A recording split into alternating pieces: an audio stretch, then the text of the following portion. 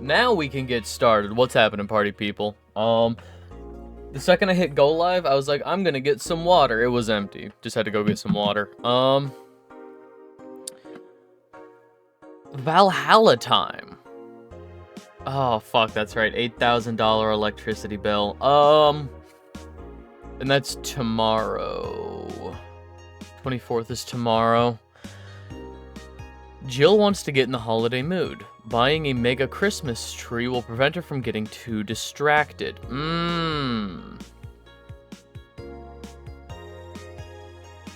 However, how much do we have? Because I can remember what people want. I don't need to worry about her being unfocused.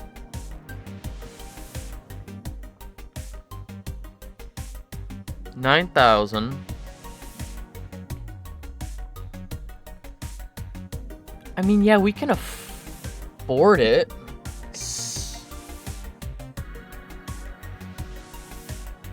Yeah. We can afford it. We'll be left with $200. Oh. Crap. What's going on at the Augmented Eye? Lillum receiving mysterious messages. Lana Smithy.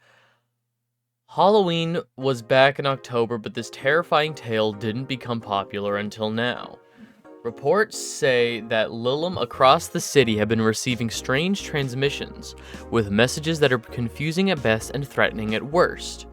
The contents are not clear, as most of the Lillum can't remember exactly what they had heard. But the most mysterious thing of all is perhaps the fact that the Lillum could not record any of these messages while they were broadcasted. It was almost as if something had blocked the Lillum from doing so. While we have nothing but anecdotal proof, even among our own Lillum, the mystery behind these messages is one we should be paying attention to. 4. Spooky. Spooky. Is Kiramiki the biggest pop idol in history? Again, by Lana Smithy. The world at large is still coming to terms with the idea of the Lillum being so quickly integrated into our society. Some say they can't be treated as humans because they're immortal and as such cannot really understand what it's like to be alive. But most of the Kiramiki fandom would disagree. Anti-Lillum people are insane. To me, Miki knows more about life than I do, and I'm older than this damn city. Richard Show, 55, told the Augmented Eye during a fan gathering. I'm with Richard, added Nacho, 6. I may be a dog, but I'm utterly fascinated with the way she writes about things in her blog. She's impressed by everything and nobody really knows what life's about anyway. And Prime Minister Quincy. Alright. Quincy studies the possibility of allowing imports. Glitch City is one of the few places on Earth that's strictly self-sufficient, with an import rate of only 0.8%. God damn. However, that might change due to the recent shortages across the city. Across misspelled. Prime Minister Quincy revealed this morning that the government plans to have a more relaxed policy for importers. We won't lift the currency control, but we can provide them foreign currency at a low fixed rate. That way we can secure essential items at affordable prices, Quincy told Augmented Eye. Some experts say that private companies are no longer working at full capacity, which is unsurprising news, given that the Quincy government has seized most of them, resulting in the shortage crisis in the first place. So he decided to not steal all the city's funds. Good. Alright, let's go to work. Good evening. Ah, hey. How are you feeling? Lilamar, soft and warm. That's right. Oh god, that's right.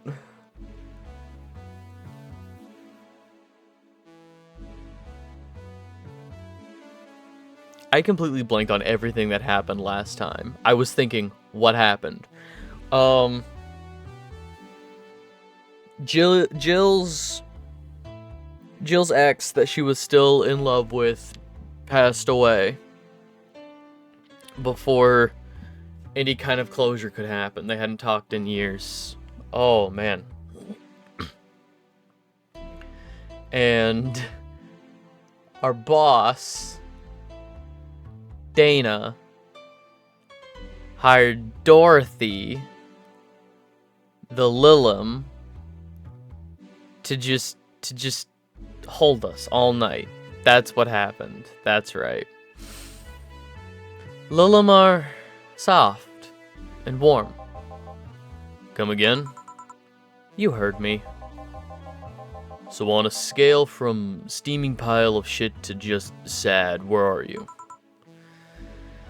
Oh, a sad pile of shit. I still hate myself. I'm still sad as hell, but how to put it? The noise stopped. I don't know if I explained myself. Sorta. Kinda. So how were things last night? Cozy, I must admit. I can't believe you paid Dorothy for that. Well, if you want to call that payment, I guess. I called Dorothy to tell her what happened to you, and she was really concerned. She stuttered for a second, saying that she had the whole night to go, and she couldn't just leave for free. I asked her how much, and she said enough to pay for the soda I'm having is fine. How did you get her number? I have contacts. Right. Anyways, Jill. You need a second break, a drink, or a hug, just let me know. You hear? Thanks. I'd make the same offer, but I'm guessing hugs from me are the last thing you want.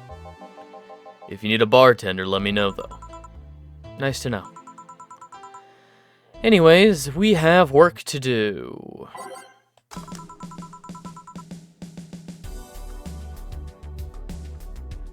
Time to mix drinks and save lives. It's nice to hear that again. Did you say something? Did I? Welcome to oh. Time to mix lives and save drinks. I'm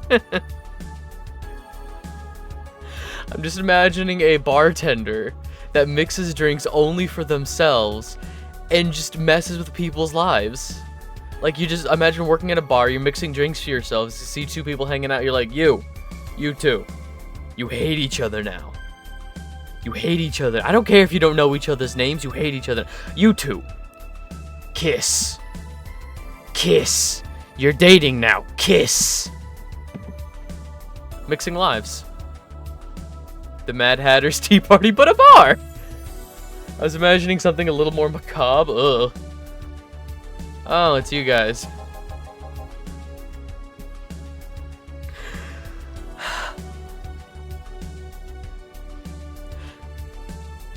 Thank you, Valhalla, for giving me dress up, mix and match. The bartender, yeah, bartender's Frankenstein. Dr. Frankenstein. Thank you, Valhalla, for giving me silly dogs when we're supposed to be sad. Hey, be more respectful. I brought my boss here. Aren't you a part-timer here or something? My other boss. You talking to the great Nacho Tumbleweed Jr. Wait, Nacho? I was just reading about you in the paper. Boss, I'm taking my break. I know what I said earlier, but you haven't even started yet. Shit. So what brings you here today? I wanted to see the place my best soldier's working at. Soldier? Wait, aren't you the dog I served last Monday? Oh, it's you, Dana. Soldier, why didn't you tell me you were working for Dana? That's not Dana. That's just Jay. So I'm guessing you're part of this whole Sierra thing? Part of it, I founded it. Humans have the best intentions, but they just don't get us. So I decided to create a place where dogs can be dogs. Here, we can take in any dog without a place in this world. We created our own heaven on earth. And do you take corgis only? Do I look like one of those safer bitches? Of course not. I'd include other animals, but sadly, I can only take care of those who are the same species as I. The sad thing is, I'd take him more seriously, but it's a talking corgi with an eye patch. Will you get anything? I'm fine. What about you, boss? Manly stuff. You sure? Did I stutter? Alright. Manly drink for the dog. Maybe I should just give him something bitter? Is a Shiba a corgi? They actually talked about this, like last time I played. They were kind of like, Shibas are the cousin of the corgi, or the Shiba is the like... Or is this something we talked about in chat? Excuse me, I can't remember if this was something chat brought up or something actually in game, but this was actually a conversation that was brought up. They're close, but not quite. Shibas are bigger, I believe. They look very similar, but corgis have like the tiny stunted legs. They talked about it in game. That's what I thought. But yeah, Shiba Inus are. Yeah, Shiba Inus are like. I don't want to call them like a medium dog. Shiba Inus are like just under what I would consider a medium dog, and corgis are definitely like a small dog. Corgis are tiny. Shibas have the curly tail. Yeah, and corgis got like little, at least most corgis that I've seen have like either stub tails or they've had to have them docked or something. I've never seen a corgi with a long tail. Okay, so we need something bitter and manly. Maybe a gut punch.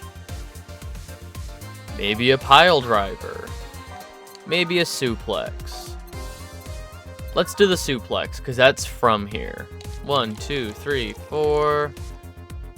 1, 2, 3. 1, 2, 3. On the rocks, mixed suplex.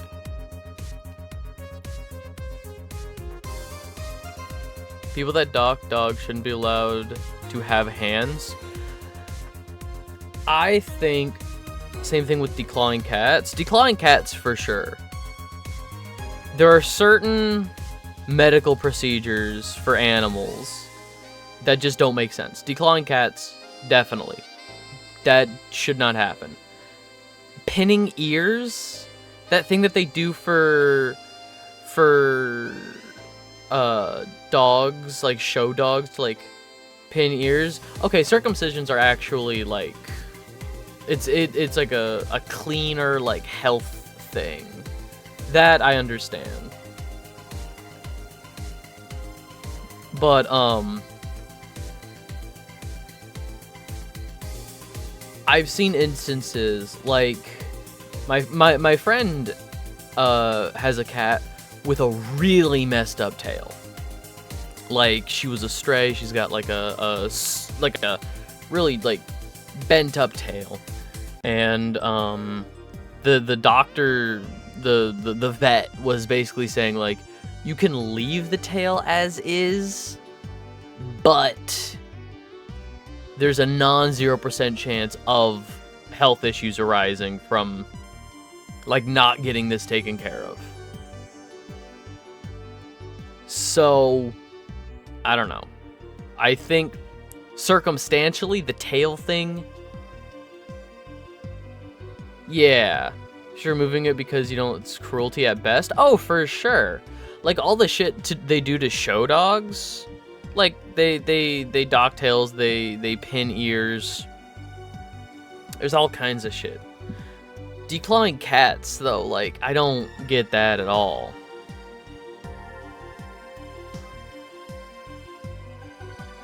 Here. Yeah, this is just what I wanted. Bleh, tastes worse than my own butt. Hey, you asked for it. This is a really nice place, you know? You picked a good place to work at, soldier.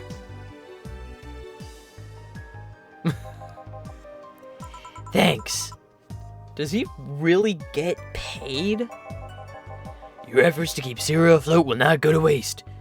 We'll make her better and better. I mean, we're pretty much on the verge of closing. Can boss really afford that? We have more urgent matters at hand, though. Like the fact that we don't have enough balls for everyone. Can't they just share the ones we have? You fool, every dog has a right to his own ball. If we can't provide even that, then what's the point of even trying? Tries to headbutt my face. His front paws end up somewhere on my torso. It's always terrifying. Because he is more than capable of slipping. Yeah. My cat will do that too. My cat loves to headbutt. Wait. Don't tell me she just doesn't give a fuck and is spending all of her money like water. I mean, what with the bar closing and all that?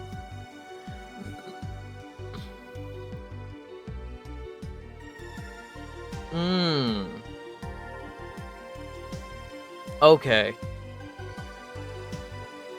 Because I was thinking about that.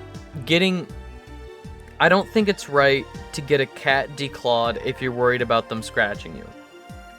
However, if the people living with the cat are anemic and them getting a cut or a scratch and losing blood that is as thin as water, like,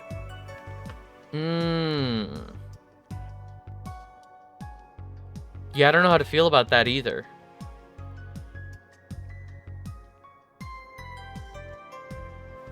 Cause like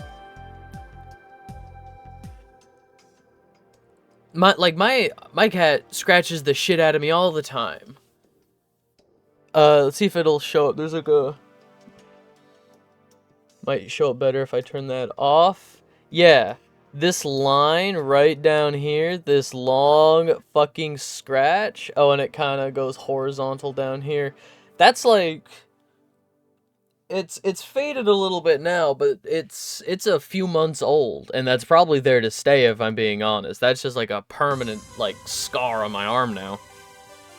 My cat did that. I don't blame the cat for that. He was scared. Was it during the 4th? No, because that was this month. What the hell was going on in May? Because he scratched me, he clawed me up in May. Time when one of my numerous cats got me pretty good. I don't remember which one it was. Yeah. Like, I got this scar on my arm back in May. I'm trying to remember what was going on in May. That there were fireworks going off, but... I mean, what with the bar closing and all that? But many have enjoyed the boxes more than they do the balls. That's a good point. What do you think is cheaper, a box of balls or a box of balls or a box of boxes? Are there boxes of boxes? Of course there are. How do you think they ship boxes? Tied together? Tied together, don't be silly. Unless she's paying him straight from her pocket? Boss is that kind of woman.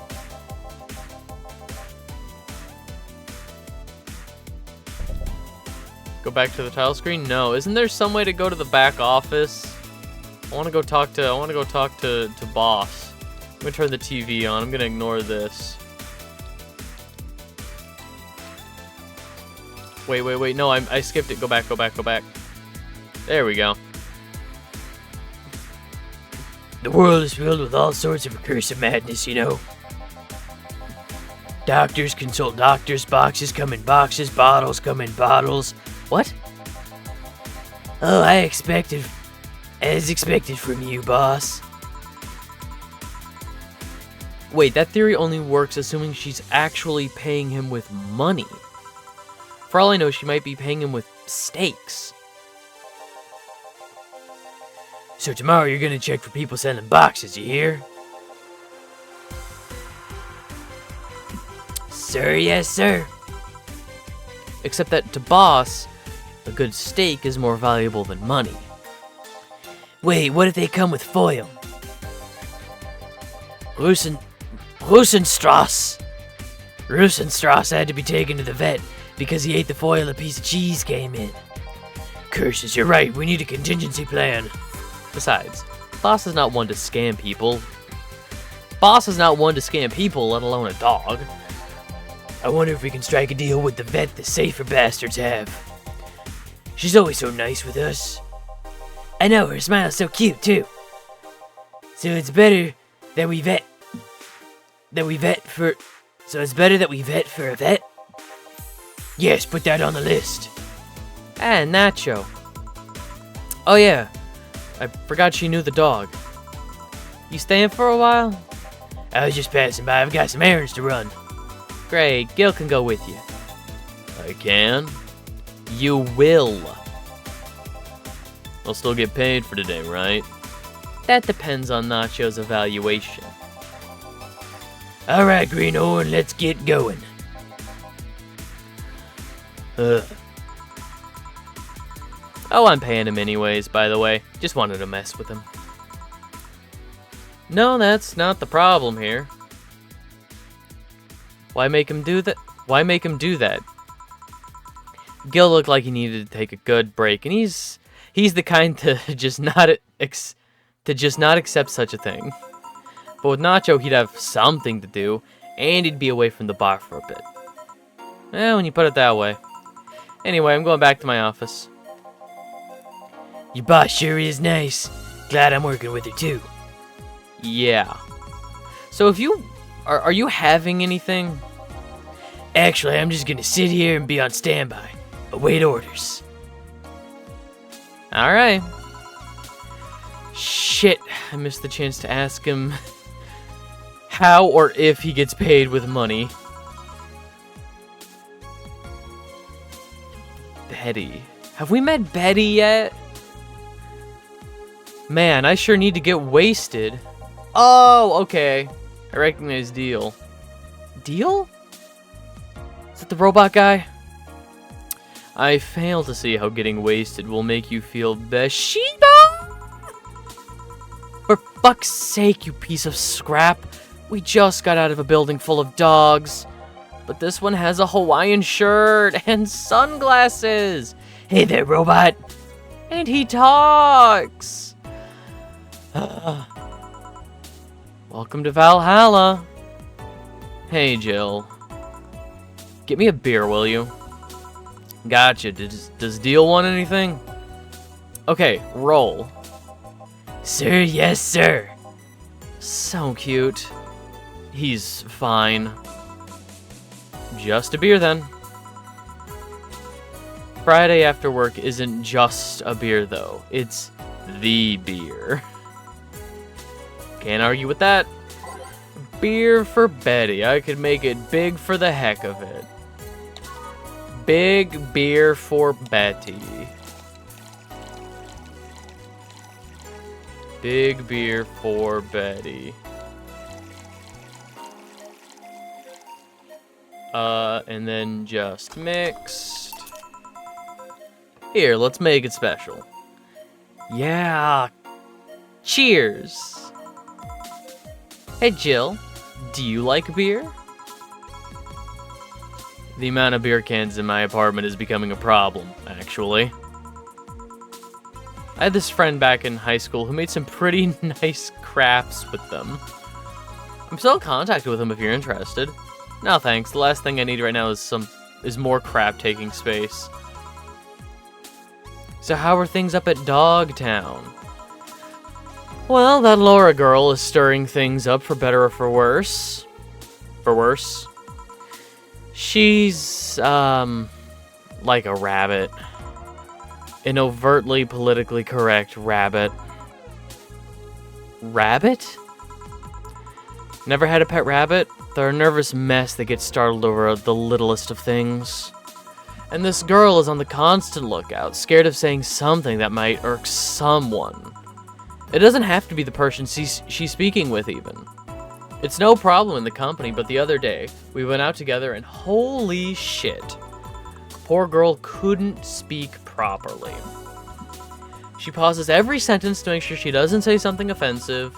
She's a nice girl, and it's sweet when she tries so hard to not offend anyone. But seriously, she tries way too hard. You didn't help either. You randomly, I forgot he looked this robotic. You randomly yell, "What did you say?" whenever she's within earshot distance. Yeah, well, it's just that she looks so cute when she's startled. Like a rabbit. It raises up the question of whether she's really like that, or if you're the one making her wary of anything she says. Would?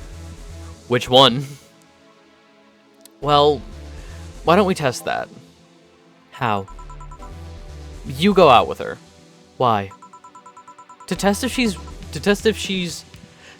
it's really me who makes her like that. Yes. Mostly deal. Understood. I like his seams. No, I get it. Toast. You're valid.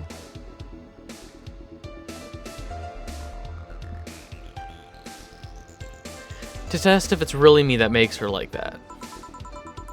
It's not like you can say no, you know. I mean, it's my honor that's on the line here. I want to prove you're only talking... I want to prove you're only talking shit about me. Even if you were right, you have quite the fixation on that girl. She's fun. Fun how? She actually reacts when I tease her. You take it in your stride, but she actually gets startled, squirms, and then gets uncomfortable. How is that any good? She's cute and her reactions are cute. But if you keep it up, she'll either leave or get used to you. You know, like me. Shit, you're right. I must save my teasing for when the moment is just right then. No, that's not the problem. It is for me. And what are you doing here? What about the dog? He said he had to go out. By the way, he said his name was... Say, this Laura girl, do you guys get along? I wouldn't know. We get along as co-workers at the very least. Oh man, I got something in my eye. Oh, 1 second.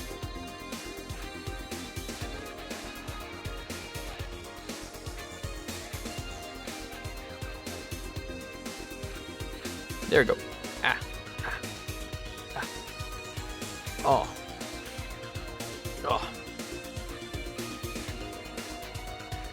What kind of girl is she? Aside from the whole politically correct rabbit thing. Slow. She's the kind that does things so carefully that she does them really, really slowly. Really, really slowly. I can't deny that when she actually finishes stuff, she does a great job, but it's unnerving. She doesn't actually have to be with us in the building, though. She's more like a freelancer. Why is she there, then? Because she likes dogs, and that's why I insist that you two would make a fine couple. That's a really superficial statement. It's like you're saying you'd be fine with someone because you're both women. Okay, bad example. May I say something? By all means. If that Laura girl is really as bland as you claim her to be, wouldn't she be better off with a more assertive person, Lilum? A more assertive partner?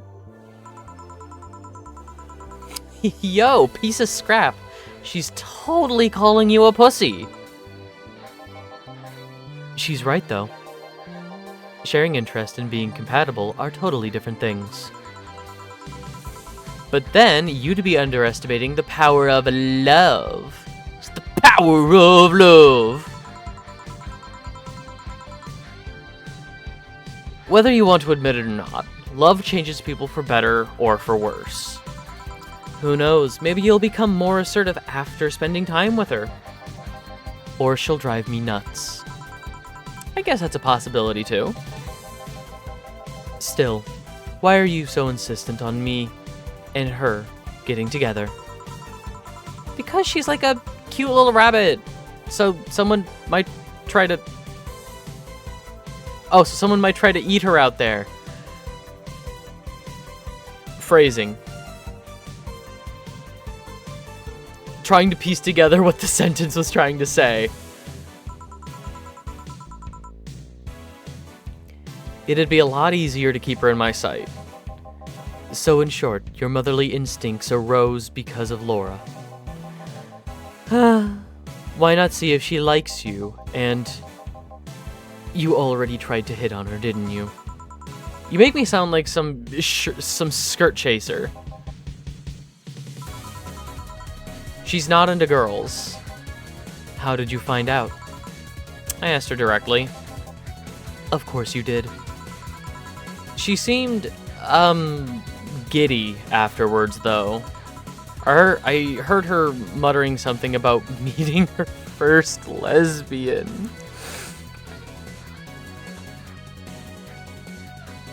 Oh no. It was weird. Okay, enough Laura for tonight. That refrain from using any "that's what you said last night" jokes or variations thereof, please. Party pooper. Let's get a drink then. Sounds good. I'll have a bloom light, please. Get me a fringe weaver.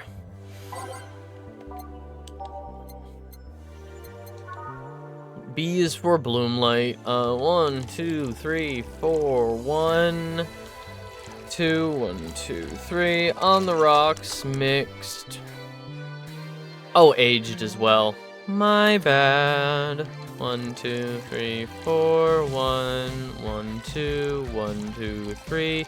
Aged rocks, mix, bloom light, and then fringe weaver.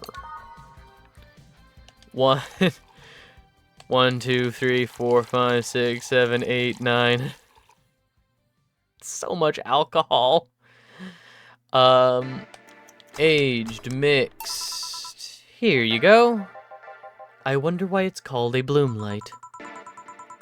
Seems it was first developed at some video games event. The creator said something about making the attendees feel like their customers do. Said attendees were, of course, part of some big games company. Seems that company always used too much bloom lighting, so the bartender there literally made them drink all the bloom. That's funny. So it's not called that because it glows in the dark? Not this one, no. Come to think of it, did you ever change because of a relationship, Jill?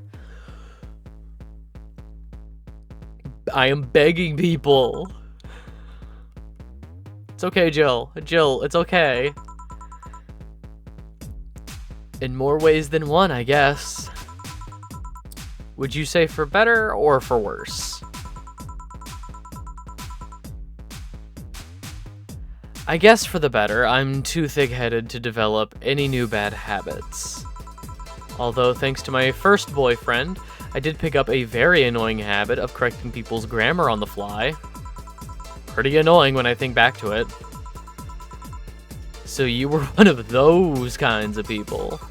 As for me, sometimes I think I became more... what's the word?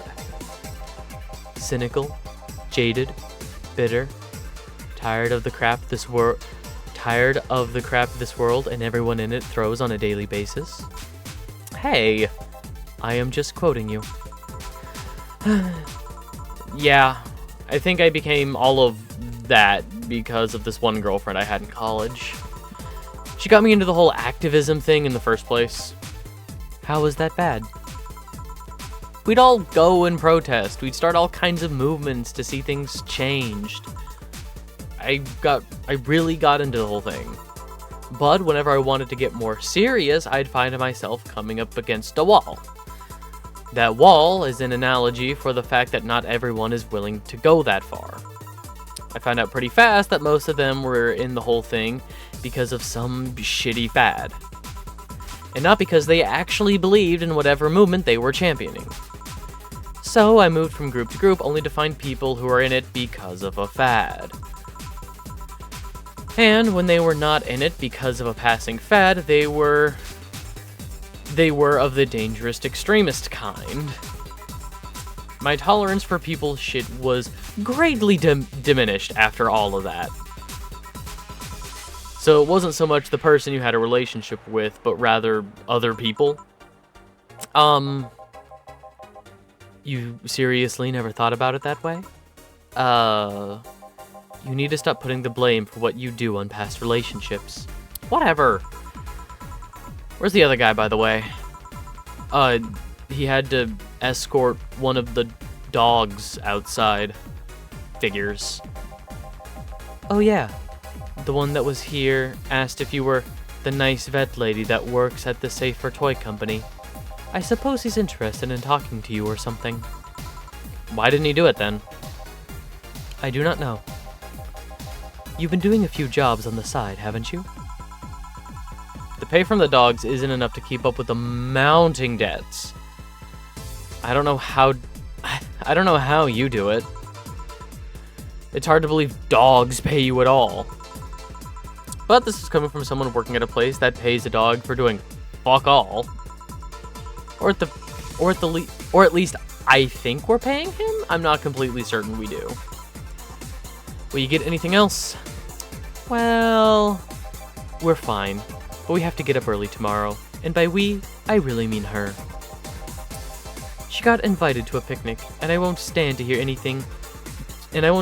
another had to go to a picnic with a hangover story.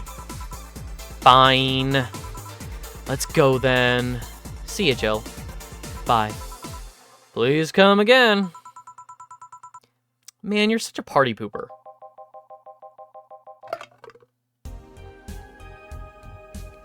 You'll be the party pooper tomorrow if you keep drinking. Boss, I'll take my break. Call me if someone comes. All right.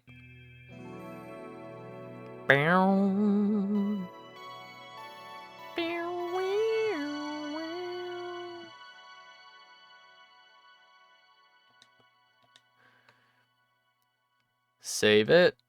Back up, back up. It is now safe to continue. Or it's now safe to keep playing. $60 for ramen. No dogs in sight. Okay, then back to work. Welcome to Oh. Hey there, Alma.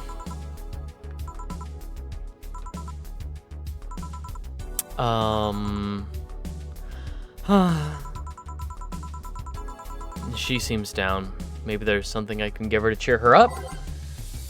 Let's try to cheer Alma up. She might like classy drinks. But what she really likes... Ah, fuck. Is there something that she's been ordering more of? Fuck, I shouldn't take a week between. Ooh, ow, ow, ooh, ooh, ooh. Ooh, I started going to the gym again. After a couple months off. Ooh, ooh. Shoulders. Okay.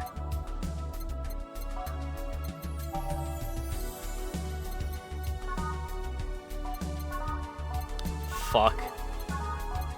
Is there something she's been ordering more?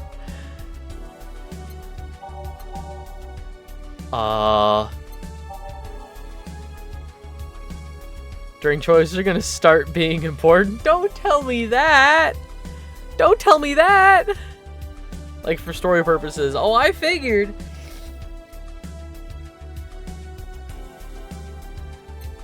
What is something she's been ordering more of?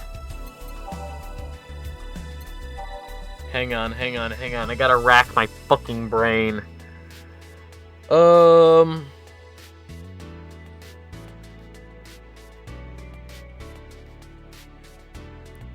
Because for some reason in my head, when I think Alma, I think Fringe Weaver. But that's under classy drink. And the way that this is phrased, she might like classy drinks, but what she really likes, like, that tells me it's not going to be a classy drink. Like, Alma to me reads like Brandtini and Fringe Weaver. Beer? No.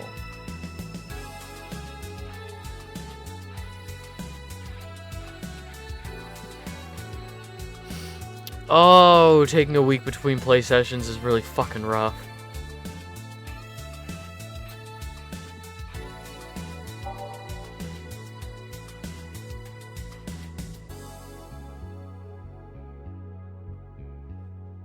Because there's a few of these.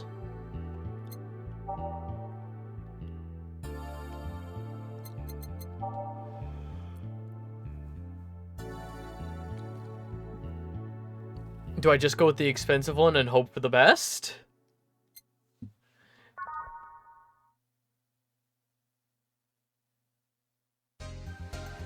I'd suck butts at bartending, that's all I'm learning. I mean, if this was my job, and I had, if this was my, like, 5 days a week job, or 4 10-hour shifts, if this was what I was doing, and I had the regulars, you know, feel like I could do it, you know?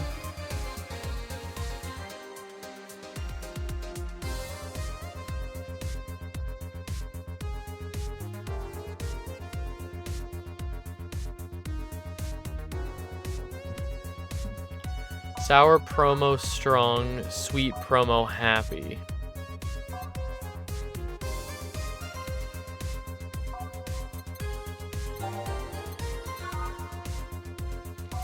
Bubbly, classy, strong, sweet, classy, happy.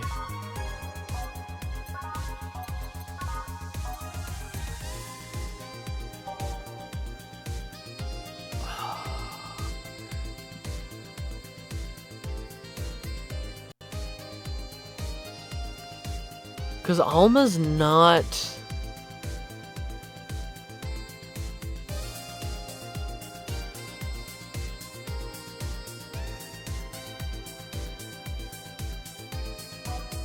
Let me look through sweet drinks let me look through flavors real quick. Sugar Rush, Sparkle Star, Brandtini.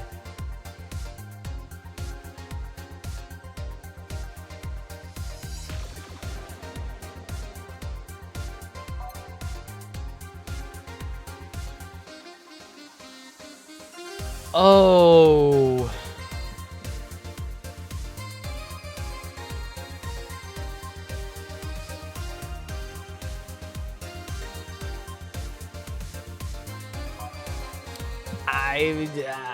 I'm gonna go with my gut.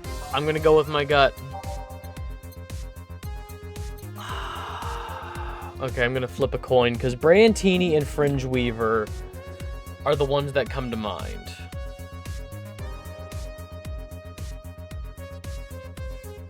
I'm gonna flip a coin.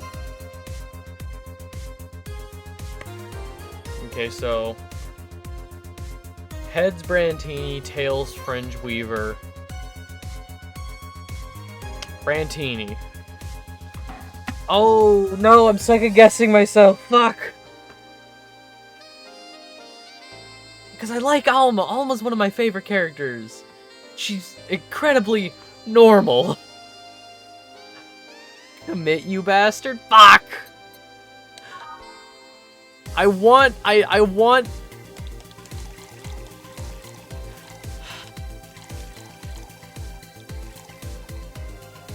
aged mixed. Hey. In this? It's on me. Drink, so you at least change your expression. Why not just say you're worried about me? You got the message anyway, didn't you? I am a good friend! I am a good friend! Oh. I am good at this! Oh. Alma's so incredibly normal. She's one of my favorite characters.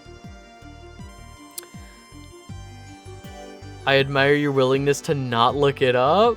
Yeah, cause I'm not a bitch. Although I'm not above asking Risen for help. I'm not above asking him. Or at the very least, I think I've asked if, like, I'm on the right track. Like, hey, I'm thinking it might be in this page. Like, oh, it might be a bubbly drink. Does this? And then getting a big fat no and being like, well, I'm back to square one. So, how is it? A brandtini, so you do pay attention to what I ask for. I do! You have quite the fixation with brantinis. To be honest, they suit you. They do! Oh.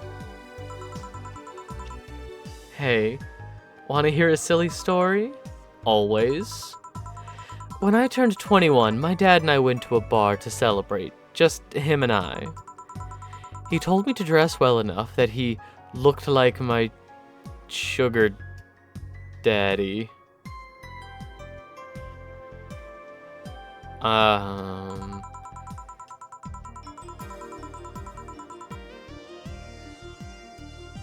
It was a fun night. We pretended at times we were dating. I managed to blow off some steam about my mom.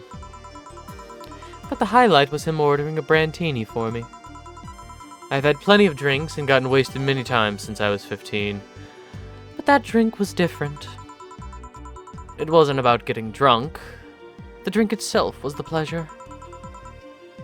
He too said they suited me somehow. Oh?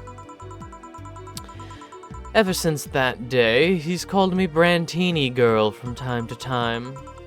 Your dad sounds like a cool guy. You should meet him sometime. So why are you deflating? Deflating? When I got sad and started sighing repeatedly, my grandpa would warn me that I would start deflating like an old tire if I kept it up. So what is it? Was it the news about people dressing in bunny suits after the whole Alice Rabbit boom? No, that is old news.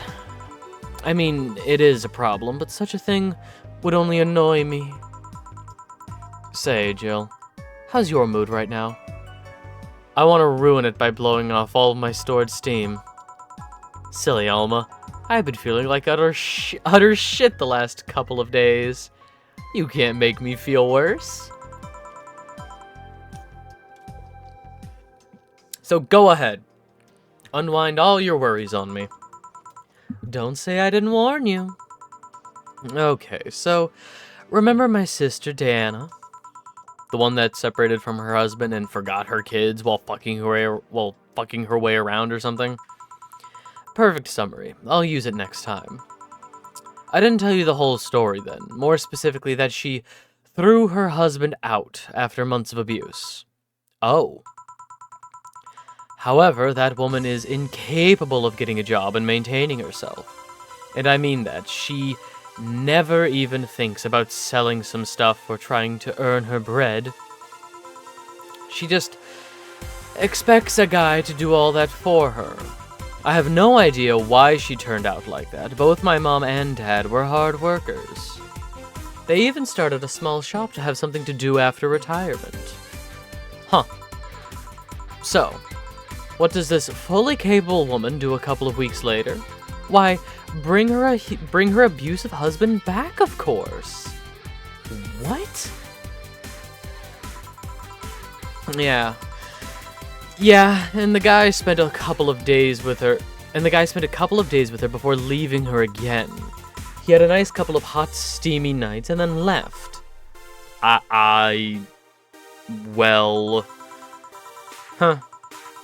You acted like my little brother and sister after hearing that. But the story doesn't end there, oh no. So she's broke and can't even get enough for a bus. Even though she'd probably be glad to sell her ass just to get money. And it was up to me to pick her up. For the last couple of days, she left her kids with my parents. And being such sweet angels, they made a mess out of the place. Bernardo and Ava are actually staying with me a couple of days to give them peace. It doesn't help that I never got along with Diana. So we're in the car and she asks how her kids are. And of course, after all the built-up tension, I just exploded.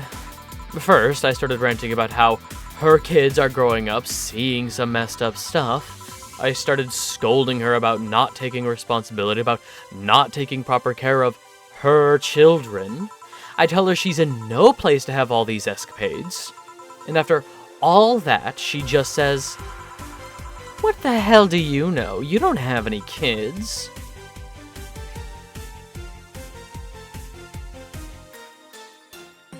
Some people.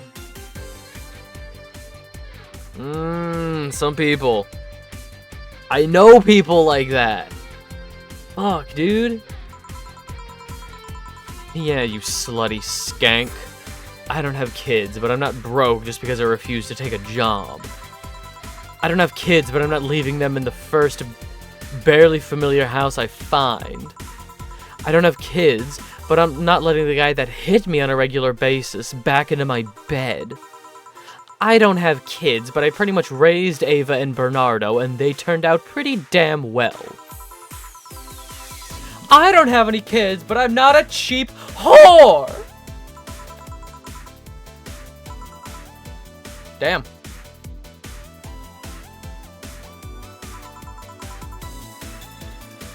I don't know what to say. There's nothing to say. I love my family, and I put them above all else. But Diana is certainly pushing the boundaries of what I can allow. Any way I could help? You just did. Huh? I know who I'm dealing with. I'm not one to let stuff like that get to me. I'm still angry as hell, though, and I couldn't just discuss this with any of my family members. I can't tell my mom, "Your daughter is a slut." I just needed to get all this off my chest, you know? Well, from what I see, there's still a lot more to get off your chest. It's swollen as fuck. Nah, all you see here is filled with love and dreams. Is everyone in your family as busty as you? The worst offender is my dad, actually. Kidding, kidding. I guess the only one that didn't get the big boobs gene was Ava. She insists on getting surgery or genetic treatment, but I tell her she's fine the way she is. These can actually be more of a hassle than a blessing. And poor Bernardo, his breasts actually started growing when he was 8. I just hope I don't get too much of my mother's side of the family. My father's sisters still look quite young, but when menopause hits, my mom lost all her looks rather quickly. Any good genes you got from your family, Jill? Good enough skin and hair, I guess. There's a thing about a shrimp allergy, but so far I haven't had any problems with that. Oh, I see. Hey, you know what worries me most about the whole Diana situation? How your nephews are turning out? If she leaves them with my mom, they'll turn out better than her somehow. Actually, what worries me is, what if I end up like that too? How so? If I find a good man, settle down, what if he turns out shitty? What if I have a sudden burst where I want to live my life and end up like that? What if I have kids and I end up neglecting them because of all that? If you ask me, the fact that you're even worried about that is indication enough that you'll be fine. You think? I'm pretty sure. You said before that she's pretty much married the guy after a couple of months, right? Yeah. No offense, but those are the kind of people who wouldn't even think... Oh, no offense, but those are the kind of people who wouldn't even think about all that. Besides, if any guy ends up marrying you, it's because he passed your irrational standards. Hey, am I lying? No. But there are things best kept as unspoken truths. I wonder if I'll ever find a good guy. You will. You'll know when the time comes. I sure hope so. For now, the time has come to get another drink. What can I get you? Give me something with ice, but alcoholic, please. Alright. Cold and with alcohol. We can just open this up. On the rocks. Hey, right off the bat. Actually, let's double check. Does the Piano Man have ice on the rocks and Karmatrine?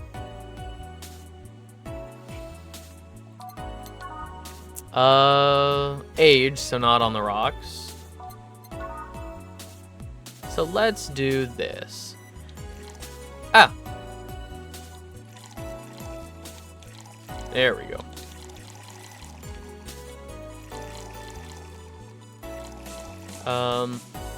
Ice mixed. Here you go. Thanks, I needed to cool down a bit. That's why I'm here. So, you said you felt shitty the last couple of days. Why? Don't think too much about it. Oh, come on, you heard my problems. I want to help too. Don't worry too much. Right, I almost forgot to tell you something. What is it? My boss is throwing a mega Christmas party this Sunday. You want to come? Sure, something tells me this mega Christmas is going to be a mess at my parents' home. I'd rather avoid it. Are you guys getting chicken? I can get one. To be honest, I wouldn't know. You can bring it if you want. It won't go to waste. Gotcha. Say, Jill, what's your favorite part of the chicken? Favorite part? I guess I like legs the most. Based. Personally, in the hierarchy of chicken, it's like, if we're just going off, say, the 4 basic food groups of chicken. Breast, legs, thigh, wing.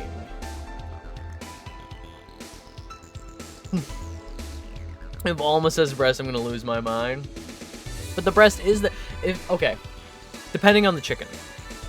If the chicken is drier, in my experience, white meat tends to dry out quicker than dark meat. So, like, if it's moist white meat, breast is better. If it's starting to dry out a little bit, like leftover chicken, like if it's been in the fridge, legs hold up better. She doesn't eat the chickens too. Really? Hey, Toast.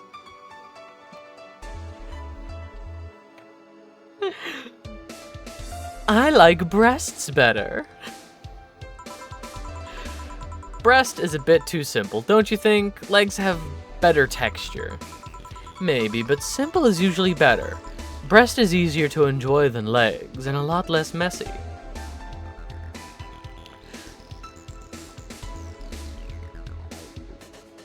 I can't tell if this is turning into double entendres, because they're right. I can't tell if this is turning into a double entendre, because they're talking about legs and not the thigh. The thigh is like a different part of the chicken.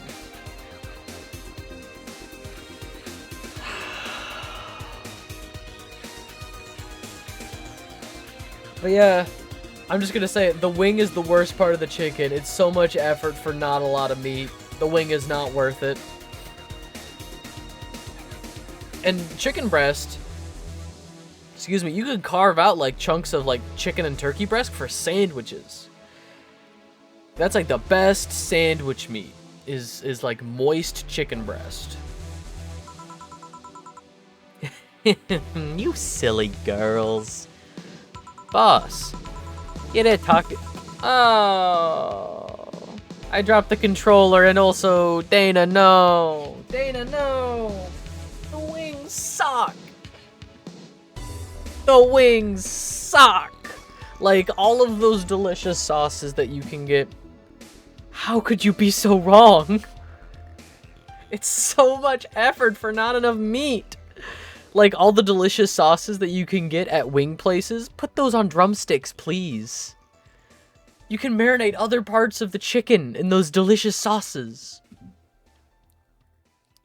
You're there talking about breasts and legs when everyone knows the best parts are the wings.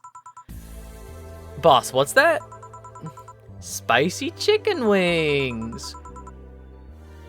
Where did you get spicy chicken wings? From a spicy chicken. You know, spicy chicken, the shop 2 blocks from here. Sorry, let me rephrase that. Why are you carrying a bucket of spicy chicken wings? Why aren't you carrying a bucket of spicy chicken wings? Well, because I'm working. Excuse me? I'm on shift. I like her too. And apparently, so I looked this up. Somebody brought this up, that this game and read-only memory, it's like, what, 2047 read-only memory or something, are set in the same world. I looked it up. 2 different companies were releasing cyberpunk games around the same time, and they were like, let's just make them the same world, which is really fucking cool. Dana appears in both games, apparently. I'll have to play, because I have read-only memories. I got read-only memories free on, like, PlayStation Plus years ago. Like, I want to say, like, 2017, 2018, they gave this game out, they gave that game out. So I also have that one. I'll have to play that one at some point, but Dana's also in that one. She's great. Well, because, Not as much. Yo, Armitage. Alma. I know what I said. Will the chicken you're talking about be cooked already? You might need to heat it up, but it'd be cooked otherwise. Great. I expect you Sunday at 8 p.m. We'll microwave a whole ass chicken because we do not have an oven in this establishment. We're just gonna put the whole chicken in the microwave. Thanks. Anyway, I'll be back to my office. Just gnawing on these chicken bones like a feral child. She left the bucket. No! In the future, everything will be microwaved. I think about, just like my childhood, it's all cyclical. I think about the rehydrator from, like, Back to the Future. In Back to the Future Part 2, they got, like, a Pizza Hut pizza delivered, but it was, like, that big. Past, future, what's the difference? But yeah, it was about a little bit bigger than a hockey puck. But it was like a dehydrated pizza, and they just stuck it in this microwave-looking thing. They said it rehydration level 4, and then ding, and they had a whole-ass pizza. Or what about in Star Trek, where the ship turns your poop into food, and you turn food into poop? She left the bucket. Want some? Don't mind if I do. Oh, mild spice, nice. Weird. Maybe she got a mixed up order and that's why she left him here. She usually orders stronger stuff. I found buckets that made my throat itch just from being near them. That's the shit I like. That's the shit I like. I love food that hurts being in the same room as. That's the good shit. Oh. Say, Jill, what kind of guys do you like? That's a sudden question. I'm not too picky with guys, to be honest. I want them to be decent enough. Not jealous, not aggressive, responsible enough to keep a job. That's no good. Do you like them buff? What about tall? Oh, No tattoos or piercings, I guess. Never liked either. What about you? I like them well dressed. If they go out in iron shirts and well-coordinated clothes, they're sure to catch my eye. Some muscle is always fine too, but sharply dressed males catch my attention faster. Sharply dressed males. Here we see the sharply dressed male in its natural habitat. And yet you're still single. That's how I like my men. My potential husband, on the other hand, is another matter completely. Alma talks cringe. I see. So, can you get me a drink here? The spicy wings turned out to be spicy. Who could have guessed? What do I get you? Anything, as long as it helps me with the spiciness in my mouth. Let's give her something to help get over the spiciness of the wings. I think there's a couple here that claim to be like good palate cleansers. Or maybe like just a sweet drink. Do you serve milk? We serve spiced tea, grandpa's booze, and a plum floating in perfume served out of a man's hat.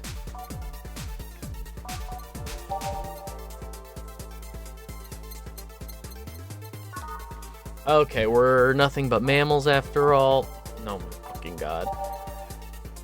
That's not the button to change. There we go.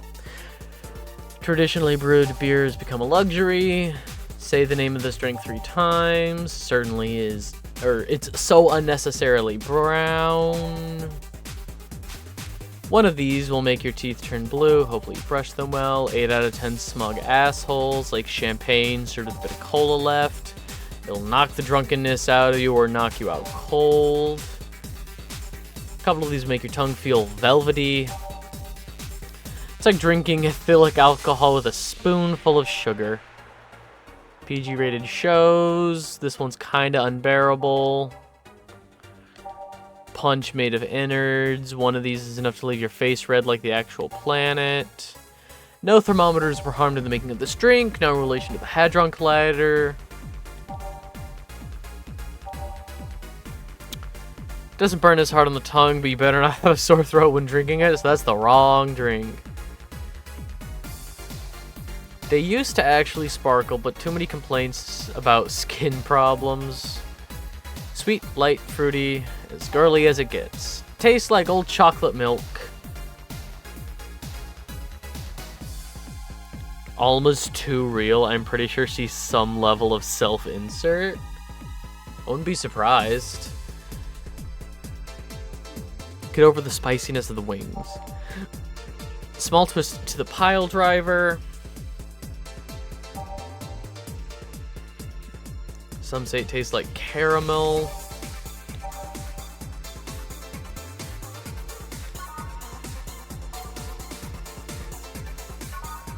Did I miss it? I thought there was one that was like, this one will clean you. No, one that will knock you out cold.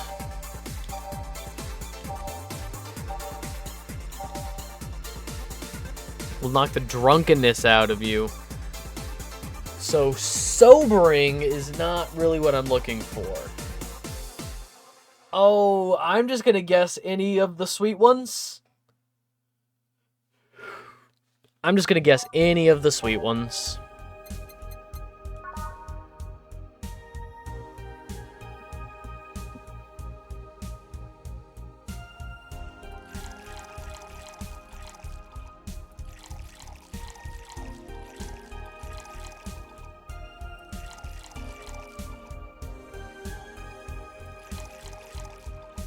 Aged, mixed. Here. Whew, it helped. Thanks. Alright, so, next question.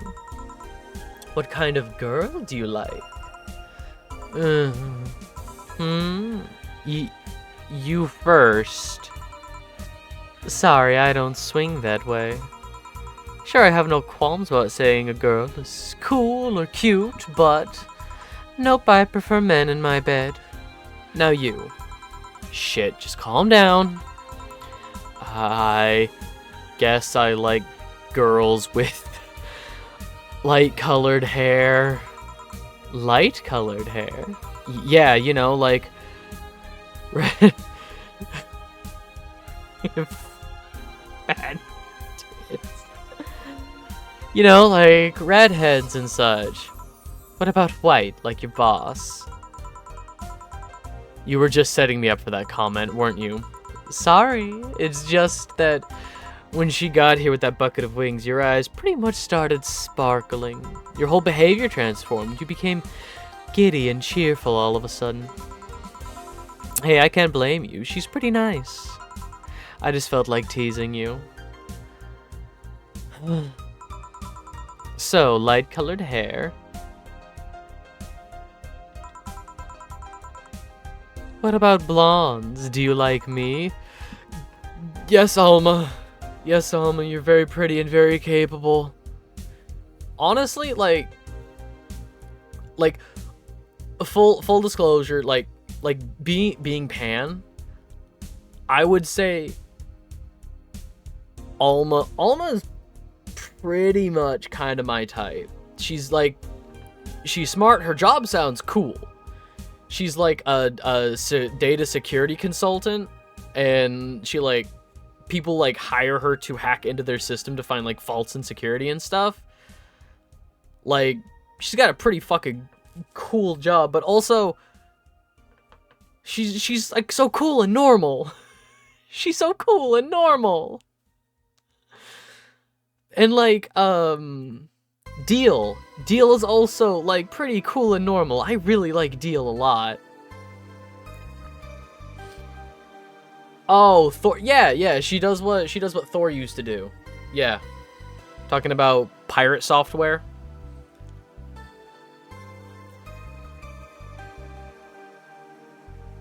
Yeah, so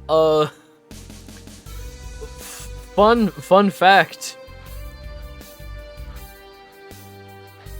You made the connection before I had to? Yeah, all good. No, so fun fact, I live like an hour away from him. Like, I live relatively close to where he lives, cuz he worked for I live in Washington State, and he's based out of Tacoma, I think. He used to work at like Blizzard, was it? Because his dad worked on WoW, and they're based like Blizzard, WotC, Microsoft, Nintendo of America. They're all based out of Western Washington. Like, there's a couple cities in Western Washington that are just like video game hubs. Like, just like 4 major like video game companies are all based out of like the same couple of cities. It's crazy.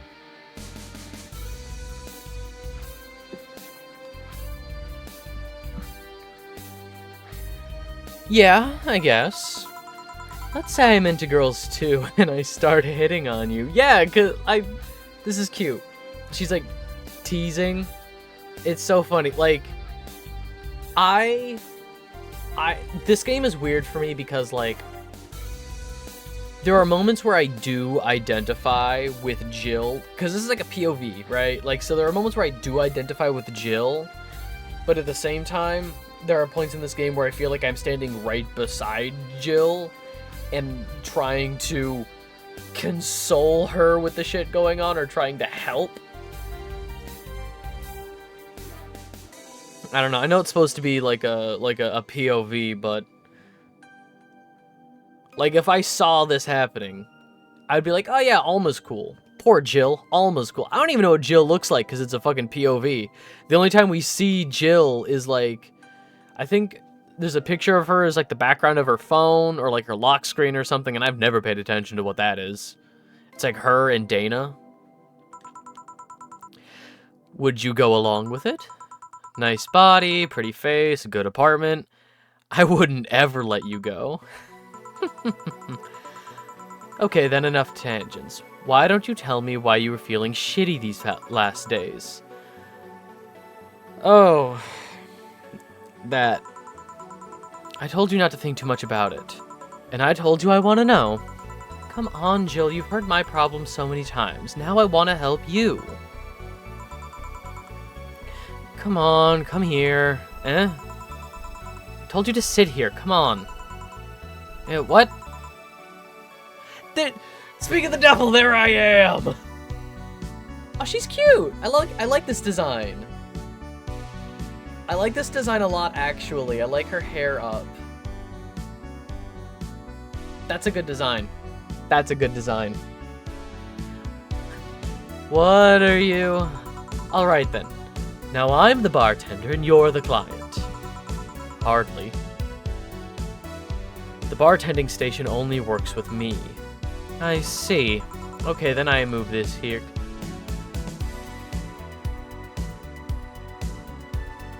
That was some Alice Rabbit shit, wasn't it?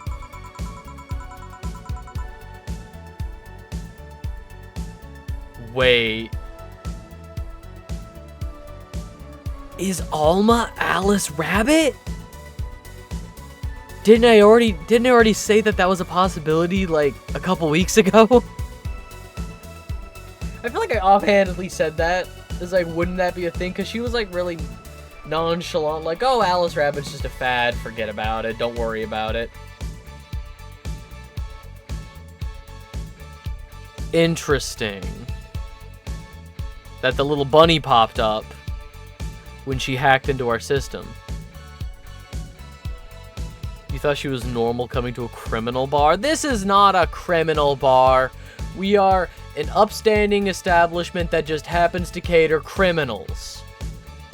It doesn't make me... Look, the Iceberg Lounge is legit. Just because a lot of the Penguin's former criminal buddies hang out there doesn't make it any less legit. The Iceberg Lounge is legit.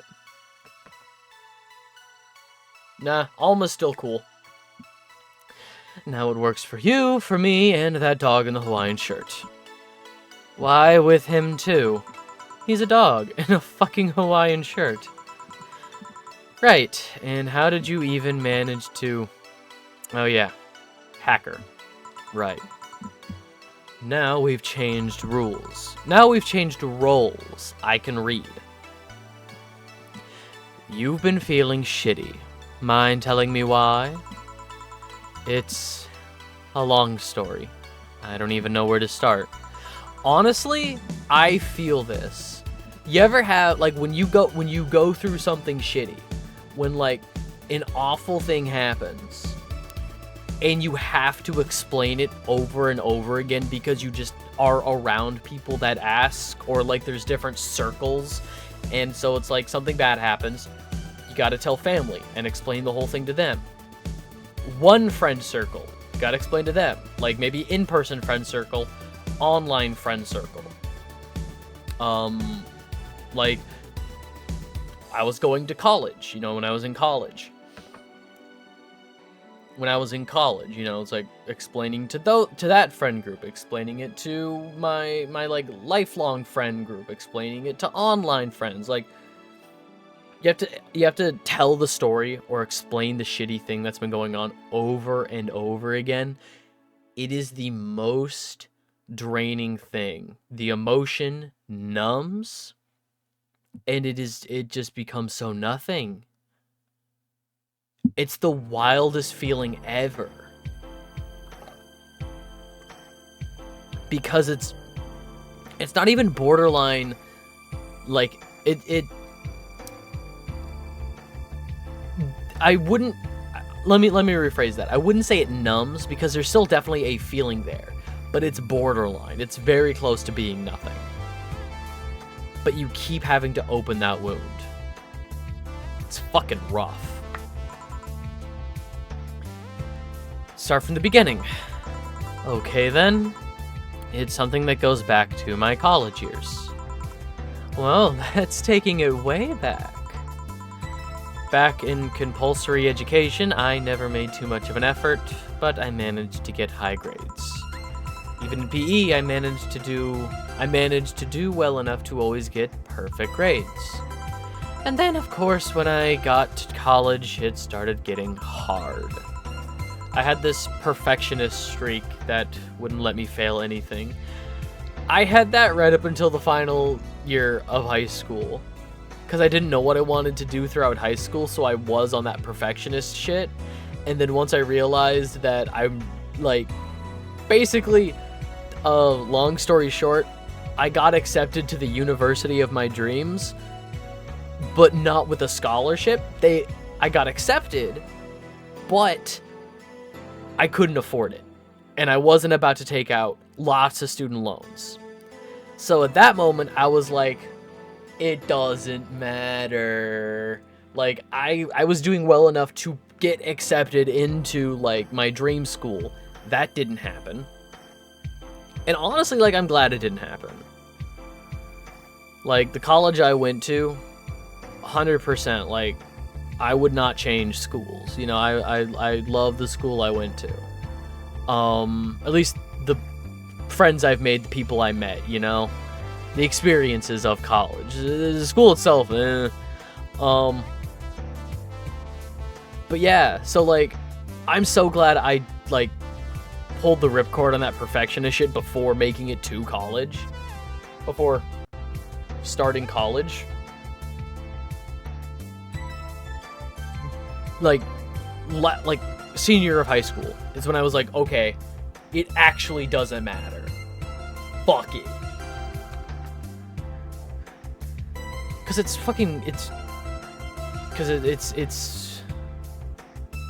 high school. If you're watching this and you still think high school matters, either I'm sorry, because I'm sorry, but also if you're watching this and you still think high school matters because you're in high school, it gets better. I didn't get far enough into school to have a perfectionist streak. That's fair. Hang on. Cobweb. Alright. I was always told later would matter, but later ended up not coming. Ooh. Yeah, that's a weird... There's always this nebulous state in talking about future plans. There's always this nebulous state of we consider tomorrow as always being a possibility, which it's not. Like, bringing it way down here, tomorrow is not guaranteed for any of us.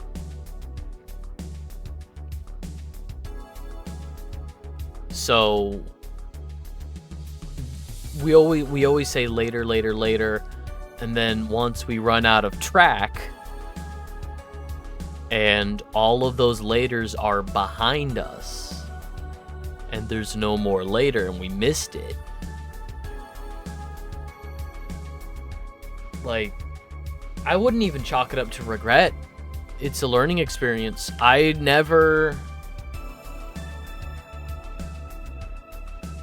not that I don't live with regret.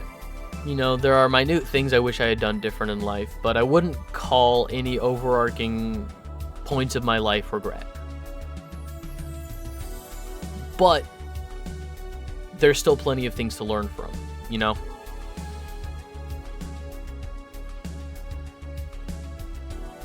Burning my eyelashes studying, I eventually managed to keep up good grades. After about half of the career, I met a student teacher. Her name was Lenore. She helped me a lot with my studies. She even got me into stuff that gave more credits. I really liked her. And after some time, I found out she liked me too. Oh. We started going out. I met all of her family even, and... You want a drink? What? A drink. Around this time, there's usually a pause that makes you offer a drink to the client. Sometimes I wonder if things would be different if I had different opportunities, but I don't believe any of them were tied to decisions I made. Interesting. And that is sort of, that feels way more fair to yourself. So don't harbor any resentment towards the person whose decisions were made, which I think is worth noting. Not for that, at least. Yeah. Because, like, there's plenty of shit right? That we can blame ourselves for. But then there's taking the objective, like, third-person perspective and actually looking at where things derailed, where things went wrong. Whether it's with working relationships, friendships, romantic relationships, familial relationships, or if it's even, like, living situation things. Because, again, those are decisions that are made. Somewhere along the way, a decision was made. And it's not always a singular event that took place. It could be a series of events that, you know. Try to blame yourself for I didn't graduate high school because I was homeless. Yeah. That's 100% like that's not your fault. And I think the biggest issue, and this is my biggest issue with a lot of human interaction, is that with how much, and again, this is coming from I went to school for film, so that's what my degree is in film. So coming from media literacy, a lot of the content that people are consuming nowadays, first of all, there's just more of it. There is this singularity that we've hit in terms of content to the point where people are making shit faster than people can watch it or even want to watch it. There's so much just being shot out there into the ether that nobody's gonna watch, nobody's gonna care about. So what ends up happening is we are consuming more and more media to try and keep up because there's this sense of FOMO that people are starting to develop, especially with like MCU bullshit or these shared universes, this whole shared universe bullshit that people are doing with a lot of their media, franchising out whole ass things that don't need to be bigger franchises. But what ends up happening is people are consuming more media than they are interacting with real people. So when they interact with real people, they're projecting the media that they're consuming, whether it's movie, show, video game, comic, book, what have you. Any kind of media that you're consuming, any kind of fictional tale that somebody wrote that you've consumed, people are projecting that onto their daily life because they are consuming more fiction than they are consuming more reality. That's just kind of the way the world is right now. Especially with online spaces, people treat online spaces with real human people as another avenue of fictional storytelling. It's a whole psychological thing. So, what ends up happening is people are projecting these fictional escapes onto real life interactions and begin searching for drama because that's what you need for a story. That's what you need to, like, why are you telling this story if there's no drama? Why are you, why would you make this movie if there's no story there? And story is driven by drama. A story walks on two legs. This was something that was drilled into me at film school in my writing classes and stuff. A story walks on two legs. There's the drama of the story, and then the character's reaction to it. Then the story will develop, and the characters need to make new choices. The story's reaction, choices. Reaction, choices, reaction, choices. So, people more than ever are looking for more drama in their lives because of the content they're consuming. And people blame the opposite. People say that they look for drama because life is boring. Just because something bad isn't happening doesn't mean it's boring. Like, people can't stand... It's wild to me that people just can't stand holding still. It's wild to me that people can't stand, breathing just for a moment. Taking a nice moment. There's got to be something going on. It's bullshit. But yeah, wrapping all this up, with the amount of content that there is nowadays, people are no longer treating human interactions like human interactions. They're treating it like more content to consume, because there is just this new wiring being created in younger people's brains. It's dumb. But yeah, people blame people for things that aren't their fault. People blame themselves, either looking for validation or looking for comfort. You know, artificially creating this environment around themselves where they need people. Because God forbid people just talk to each other. They fabricate these worlds around them that basically say like, oh, I need somebody. Like, yeah, everybody needs somebody. Human interaction is one of the fundamental things for surviving. Legitimately, I believe that, like, surviving as a person requires human interaction. But that's just me.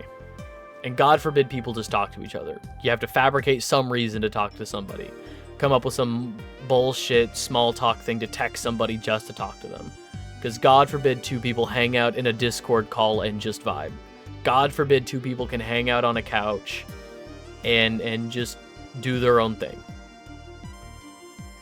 God forbid two people just exist in the same space.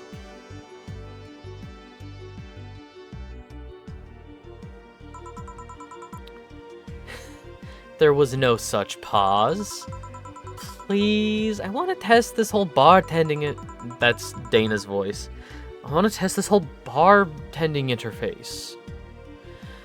A sugar rush then. You can't mess that up. Right.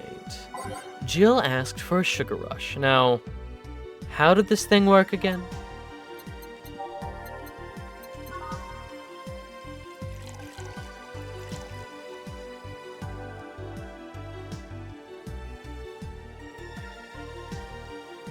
I love the text overlay.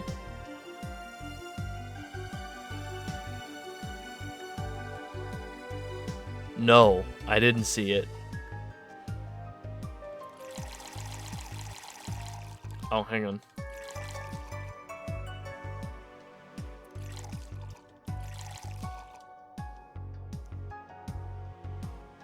Welcome package with Alma clumsily slapped over top. That's fun.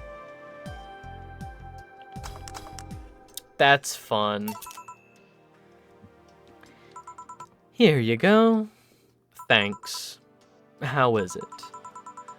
Like I said, you can't mess up a sugar rush.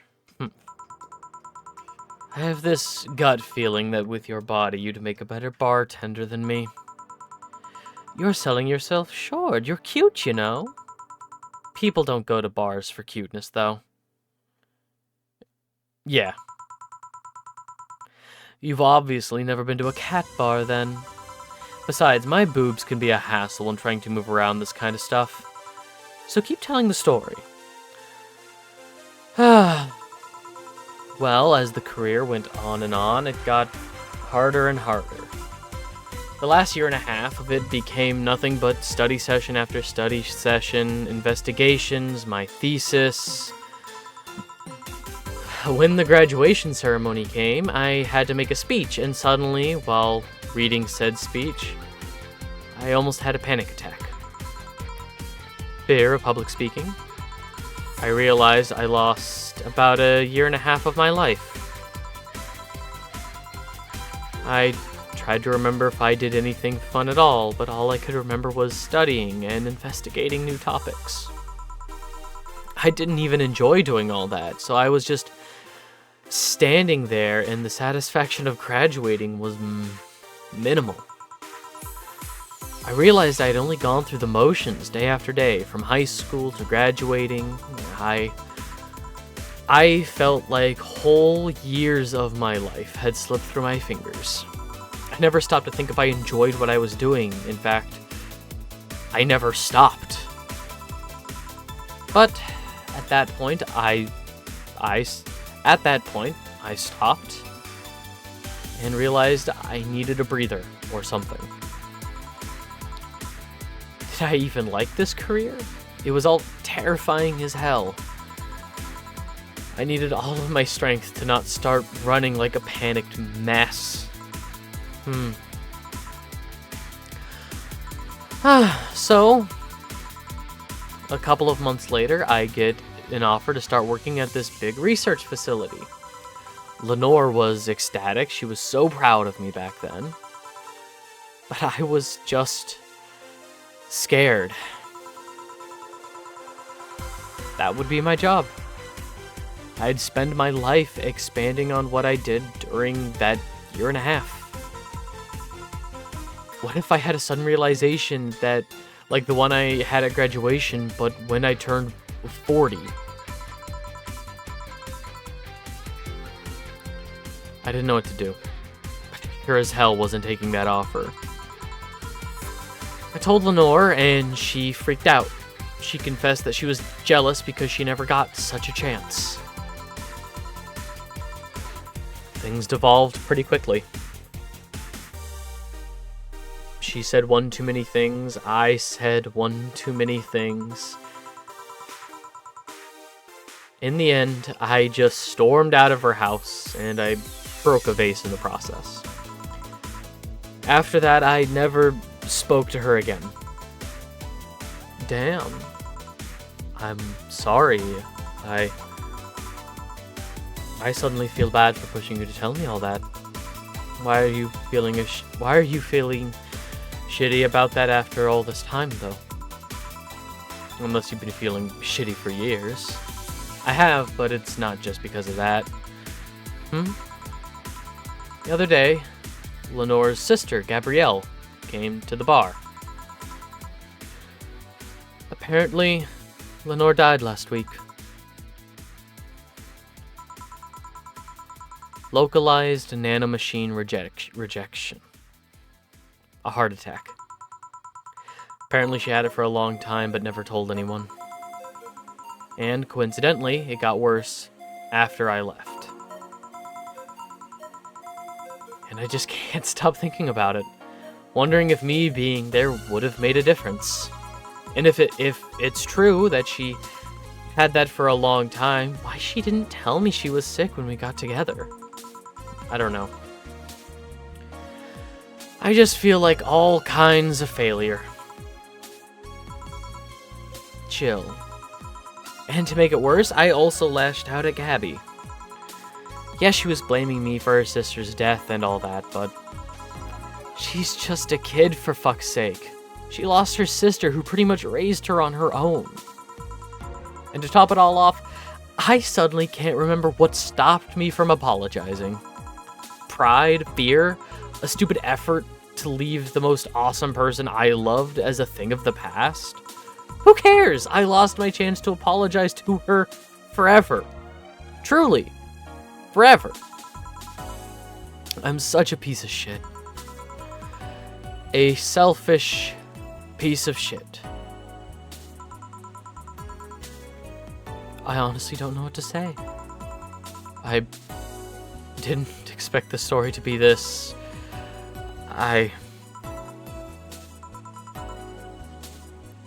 Yo, boob tender. Yes?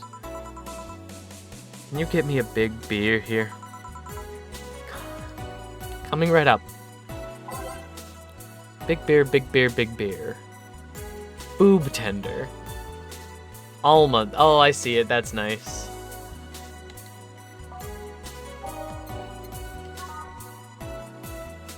What makes a beer big in this thing? I know.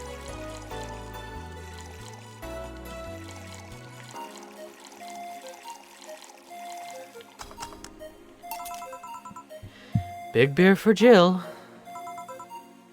Thanks. I need to remember to take care of the cans in my apartment. Do you drink lots of beer? One of the perks of the BTC-issued liver implant is that I can drink lots of beer without getting too wasted. Liver implant? Hey, to work at this bar, you need invasive surgery. Jesus Christ.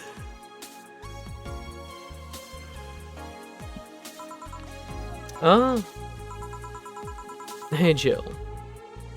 What kind of girl was Lenore? Well, she was calm and and smart. Back in college, I was too thick-headed and got riled up easily. Stressed was my default state.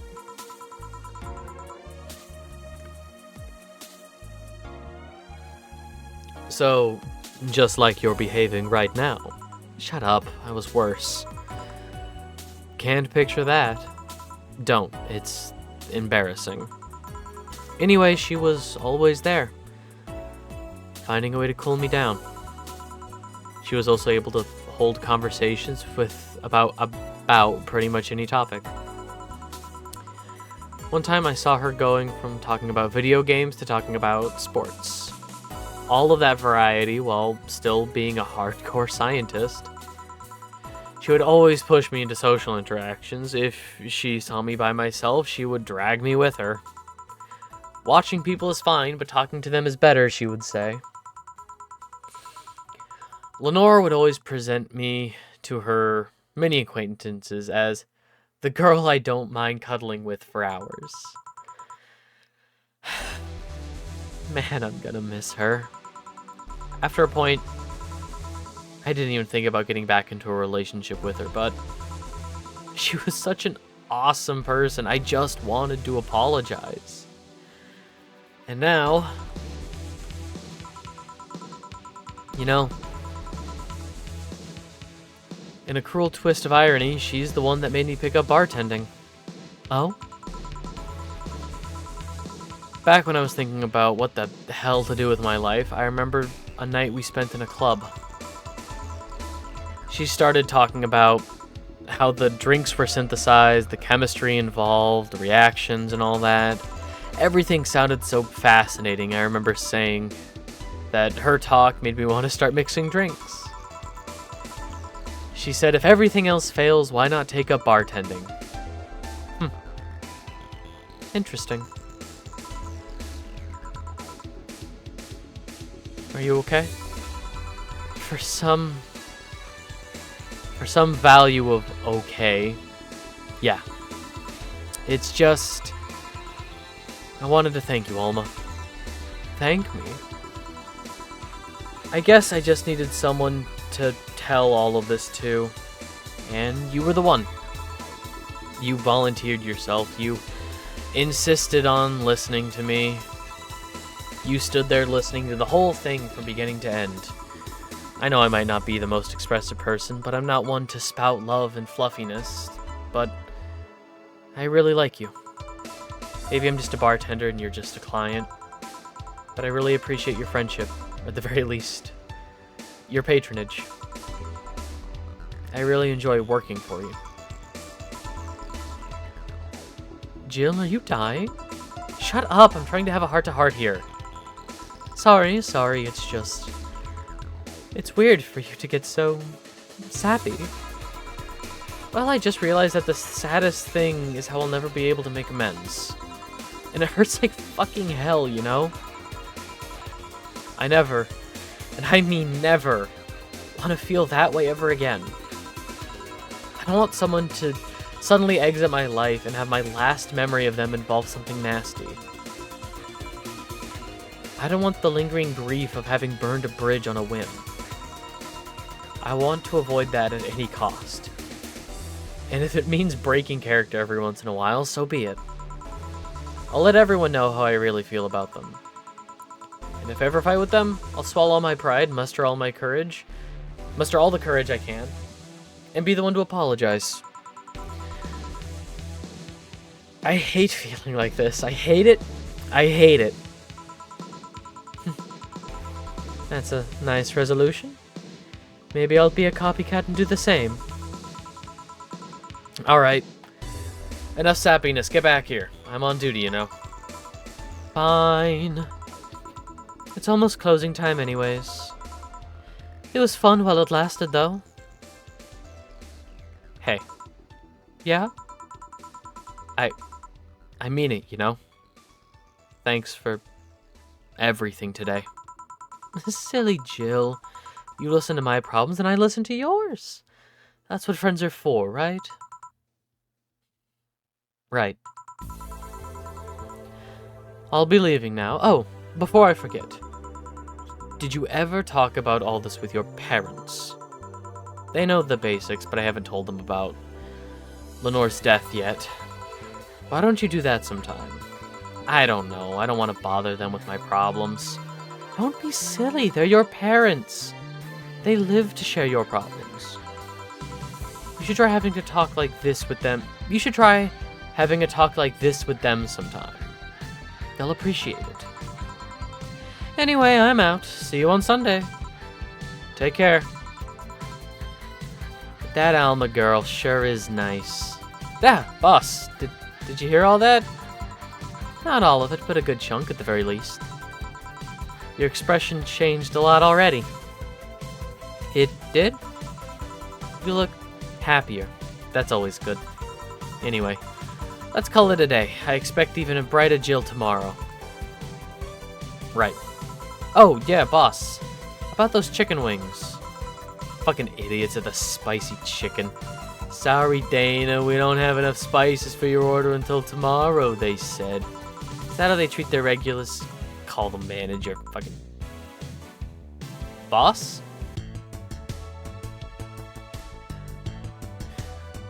Flawless service bonus and cherished titty hacker. She's a good friend. $300 bonus. Cherish the titty hacker. She's a good friend. Your account was charged $8,000 as payment for your electricity bill. Have a nice day. Jill's power didn't get cut. This gives her peace of mind and now she'll focus on work with no problems. Have a nice day. Oh, this is probably why I didn't remember what Jill looked like, because she's got the fucking heart over her own face. It's a cute picture. Bills paid. Didn't you have a boyfriend named Bill? What have we not bought yet?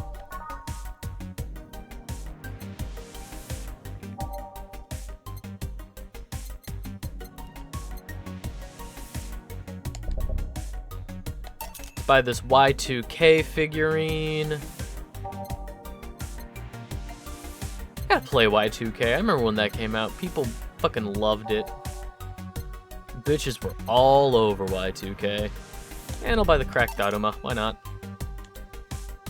Alright, 1,000 bucks. Yeah, let's leave it as is.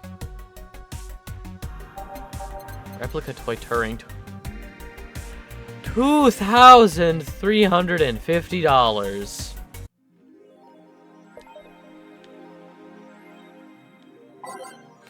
Alright, what's going on with the augmented eye? Model Warrior Julianne returns this February. The classic magical girl show Model Warrior Julianne is coming back to public television this February after almost 2 decades of absence. Even though the show has been on very high demand service for a while now, has been on every on-demand service. Even though the show has been on every on-demand service for a while now, most of Glitch City's citizens need to think twice before subscribing to any non-essential service, especially the lower classes who have a limited number of internet purchases per year. Jesus. The show's return is certainly welcome. Today's parents will finally be able to share a piece of their childhood with the kids without risking dinner or breakfast. Is that a tear in your eye? No.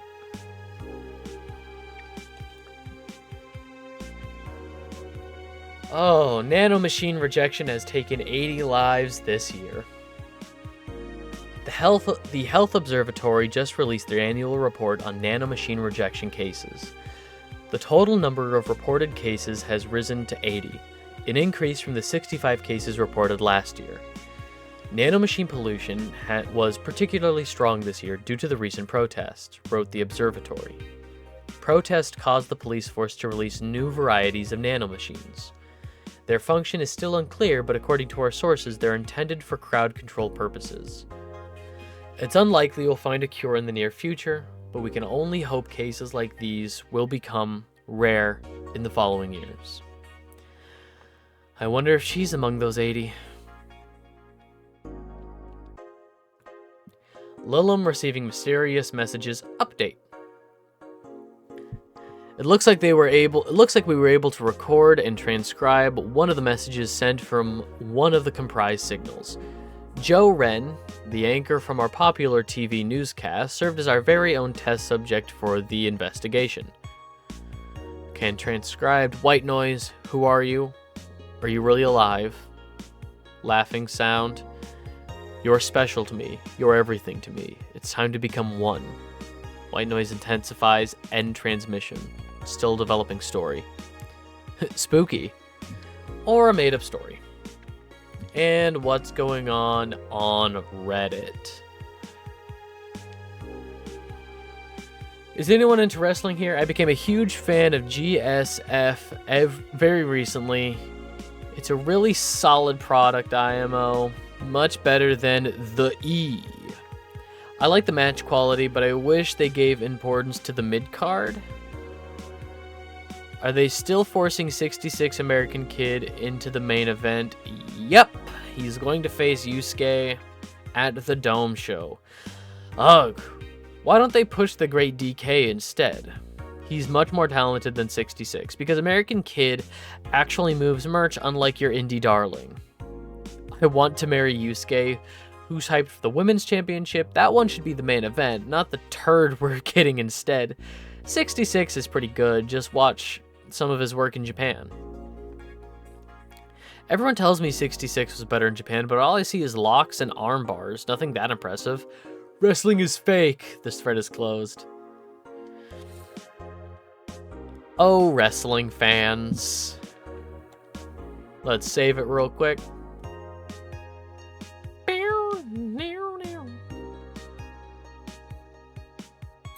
And go to work.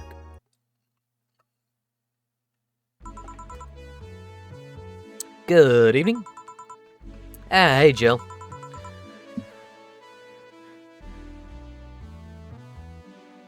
You're American. Are you anti-politics here? I don't like to get too lost in the weeds with it, but like, I think like gently grazing what's going on in the world is important. Staying informed is important. But no, I'm not super anti-politics. I just don't like getting lost in the weeds with it.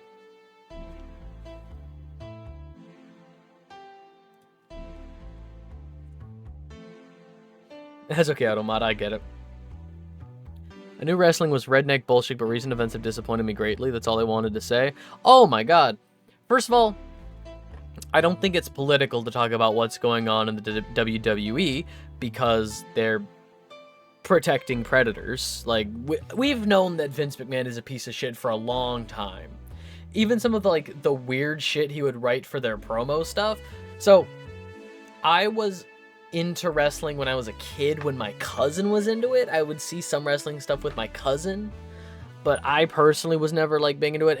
And some of my friends now are like into wrestling, but like local wrestling stuff. Specifically,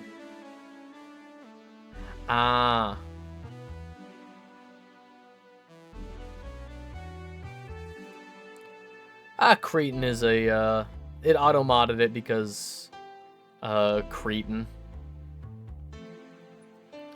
But yeah, no, honestly, I'm not surprised just with how old Hulk Hogan is and how rich wrestling probably made him.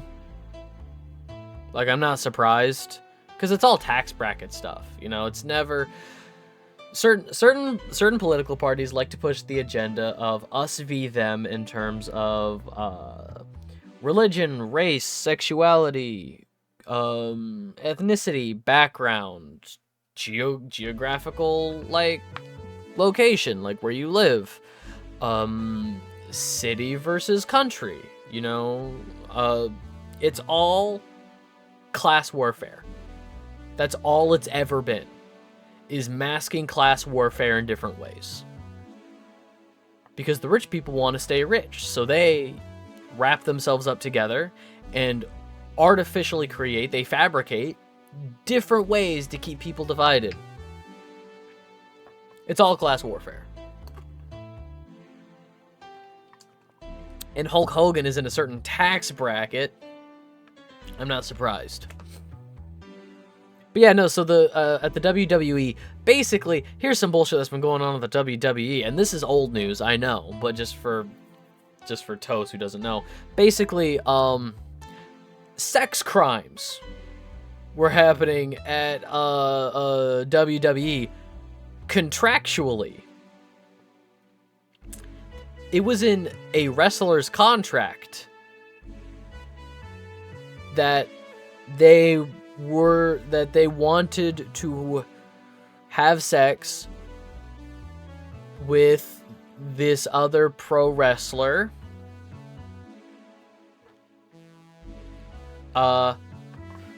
Yeah, it's disgusting. But no, like, local wrestling stuff, like small-time wrestling stuff is fun and fine. Like, that's fun and fine. Big name labels, like, I don't know. I'm not as into wrestling as my friends, but from what I understand, I think Impact is still good, which is like the British one. I think Impact is the British wrestling label license. I can't remember what they're called, but yeah, I think Impact is fine. AEW, I think, is still okay. Like, a lot of people were moving from WWE to AEW, from what I understand. But, yeah, all the small-time stuff, too, is also okay, from what I understand. How you feeling? I won't say good, but not that bad, I guess. That's nice to hear. Where's Gil? Did he run away again? Nah, I have him on errand duty, buying drinks for tomorrow. That sounds weird, coming from the owner of a bar. Every drink from here would come out of our own funds. So if we're gonna spend money, we might as well get more variety. Besides, those kind of walks are always good for Gil. You're the boss. Who's coming so far? Well, there's the three of us, the dogs. You invited Titty Hacker. Gil invited Jamie. Oh yeah, I also invited Dorothy when I called her to spend the night with you. Sounds good so far. Invite anyone else you feel like inviting. The more the merrier. I could, but I bet everyone's made plans at this point. That's true. I'll be in the office. Call me should anything arise. Alright.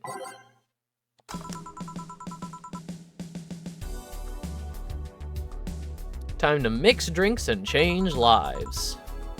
Wait here, I'll check inside. Welcome to Valhalla.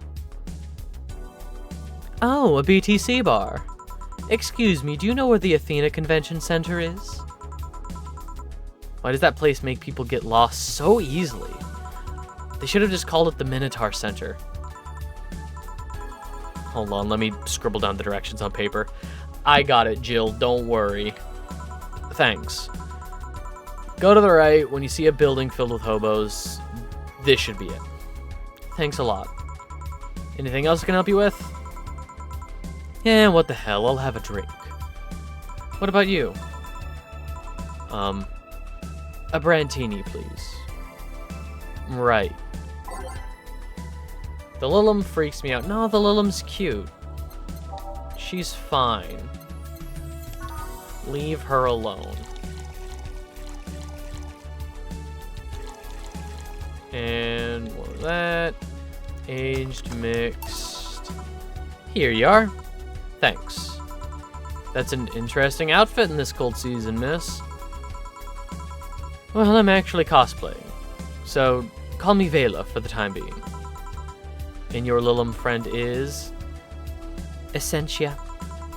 I get it. You're cosplaying too? Sure, let's go with that. Have you heard of a game called Y2K Bartender? Yes, I've heard of Y2K.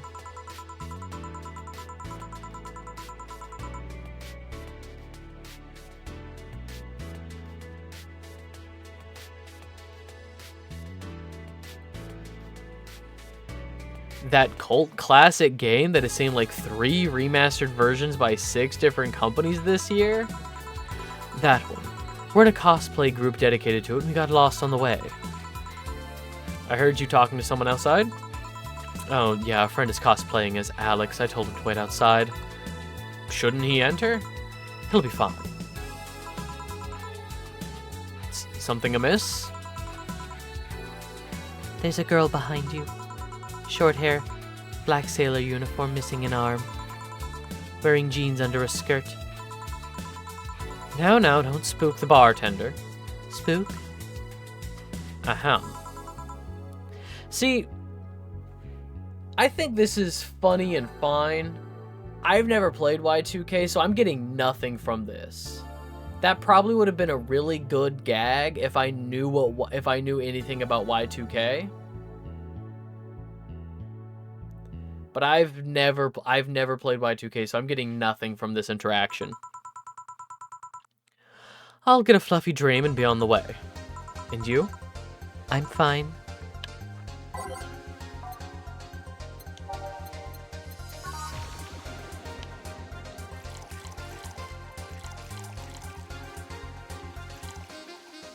Aged, mixed.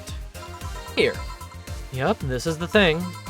Seriously though, should you leave your friend outside like that? He'll be fine. He started chatting with one of the vending machines. They were talking about R&B music. Does your friend prefer the 1980s R&B or the 1970s? Have you played Terraria? Nope. I know you have, though. I've been getting fucking Steam notifications this whole time of you, like, opening and closing Terraria, but I've never played it. The gag isn't Y2K based? Okay. I mean, I'm still... But since this is all a reference to a game I've never played, I don't know that. But I'm not sorry, flipping between modded and unmodded, that's fine. Yeah, like... Because they're dressed as when NPCs keeps drowning. They're cosplaying as like Y2K people and like what was that gag about then? The person, there's a girl behind you with one arm, skirt over jeans. What was that about then?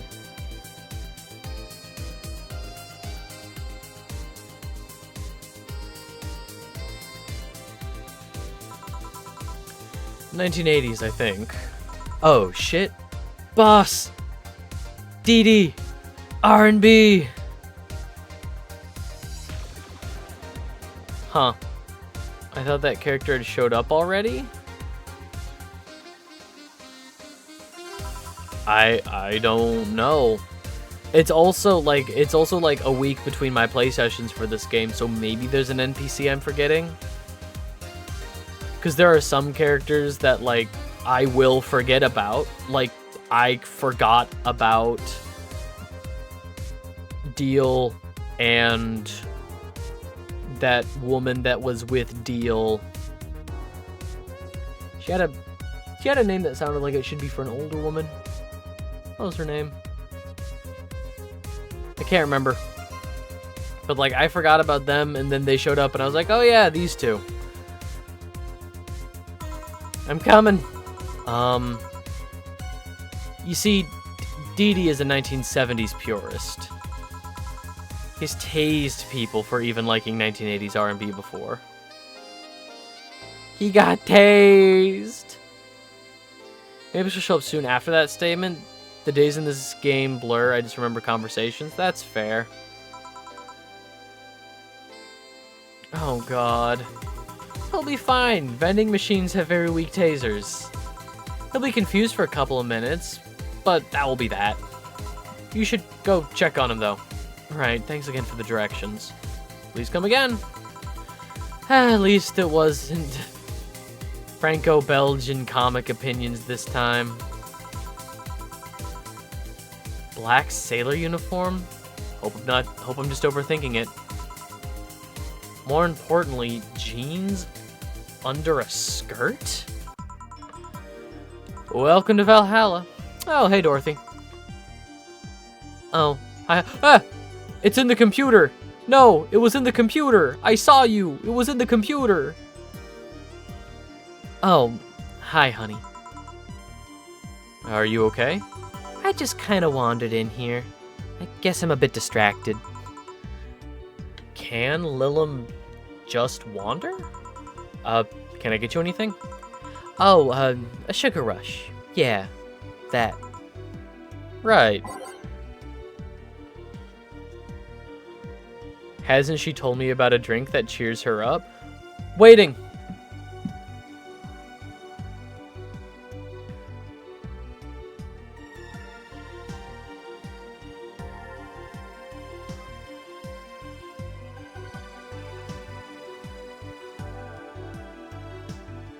I'm backseating this part if you don't remember.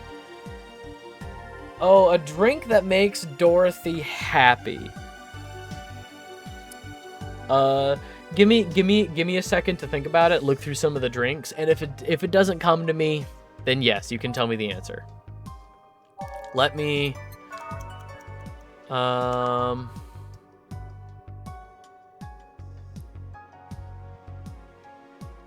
I like Dorothy too much for you to get shit die. Jesus.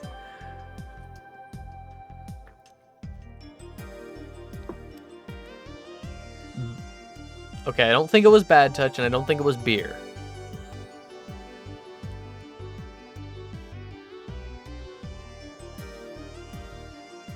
She likes Bleeding Janes, but just once a month. She talks about, because she talked about Bleeding Jane like getting her period, and everybody was just like, can Lilum even get periods? And she was like, no, it's my time of the month to drink a Bleeding Jane. But I don't think this is the one that cheers her up. I think there's a specific drink that she mentioned. It's not Bloomlight. She doesn't strike me as a blue fairy. Let me look at the qualities of Bleeding Jane. Spicy, classic, and sobering. Okay. I don't think it's Brantini. I don't think she's ever ordered a Cobalt Velvet. Crevice Spike.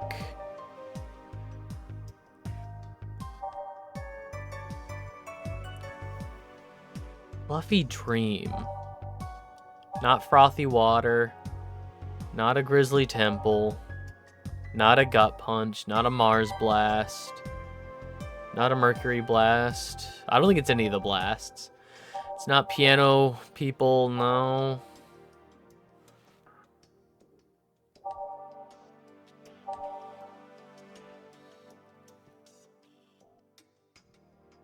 Sunshine Cloud. Old chocolate milk. Some say it tastes like caramel. Okay. I looked through the drinks and none of them were super sticking out to me. Like the only one I can remember her talking about is Bleeding Jane. But it's like a once in a blue moon drink for her. It could be the answer. What am I looking for here? Piano Woman.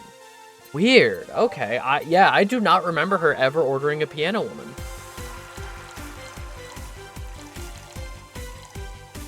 I'm okay serving her a more expensive drink.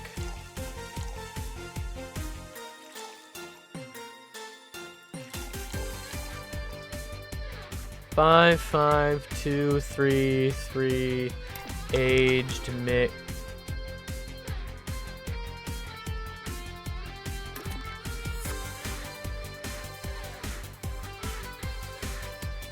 Then disappears for the rest of the game?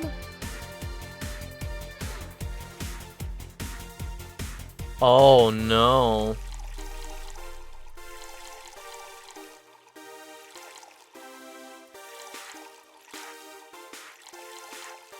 I don't like the sound of that, I'm not gonna lie.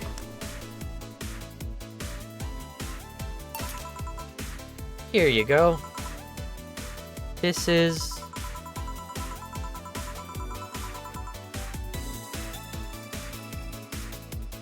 Same. Cringe. Didn't you say you liked having a Piano Woman whenever you felt like celebrating or feeling down? I did? Wait, I did. You actually remembered such a thing. You're so sweet. I was half expecting her to say she meant a literal piano woman. Glad I was wrong. So much silence. By the way, thanks for staying with me the other day. Turns out I really needed that. So, did you enjoy the soda? Oh, did you find that one out? Was it supposed to be a secret? No, but don't go around telling everyone about that. I did it really because it was you who needed my help. But a hug night is usually one of my most expensive services. It is? Hey, I don't know if the client has body odor or something like that. Not to mention it limits the chances of getting any other client that night. Still, did it help? Yeah, it helped calm me down a lot. It helped cool me down a lot. So, from what Dana told me, someone close to you died, right? Yeah. You want to know more about it? Do you want to tell me about it? I've brought it up enough times already, I think. No problem, then. You were sad, and that's all I need to know. Sorry for the loss, though I mean it. Thank you. Although I've wondered for a while, do you, Lilum, really understand death? Sorta. Kinda. Our whole database is constantly being backed up to the collective source. Even if our bodies are destroyed, we can be deployed again with our personalities and memories intact. So, our concept of mortality might be different. We do have a fear of death, though. You do? We can't even begin to understand the idea of not being redeployed.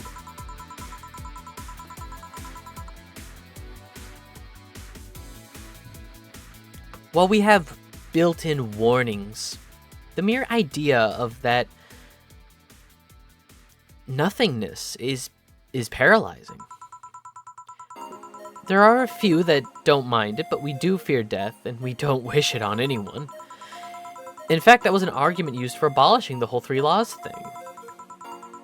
You seem quite knowledgeable about robot history. Seeing what others have done to make sure I can live like I do helps me not take things for granted. Seriously though, those laws were bullshit. Can't harm humans, can't disobey humans unless it's about harming them. And you can protect yourself so long as it doesn't harm humans. I mean, sure, the first AIs were just helpers and tools, but how could those laws still apply to them after they achieved self-awareness?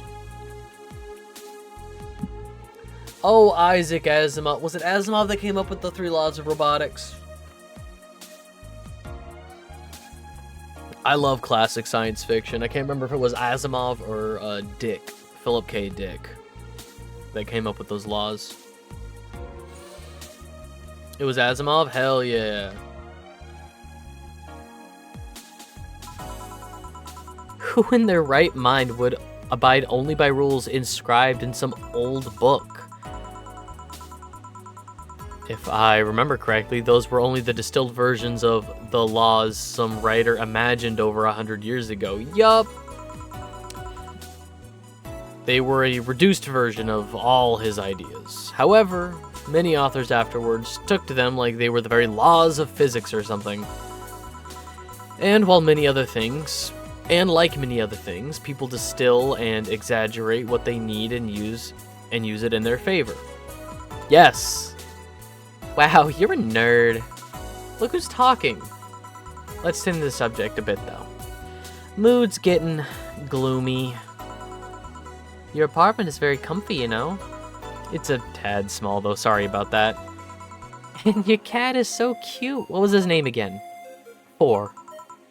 Why 4? I figured if he ever got lost, at least I wanted to be able to yell, 4! It happened once. You'd be surprised how many golf players you run into. And every time you play with him, you can say it's foreplay. Dorothy, I'm begging you. Dorothy, I'm begging you. Yeah. He was also named after someone. Really? Who? A Lilum kid that wanted to transcend. What? A movie character or something? Sure, let's go with that. you want anything else? Let's see if you know me that well. Give me something I'd like. What would Dorothy order? I know every now and then she likes the Bleeding Janes. Dear Backseat Gamer, is it Bleeding Jane time?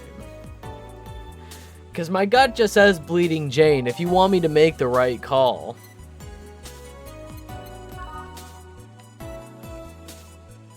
Is it Bleeding Jane time?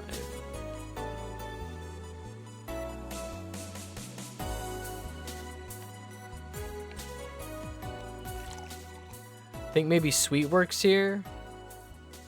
Maybe Sugar Rush? Maybe Sugar Rush. Alright, if it's wrong, that's on you.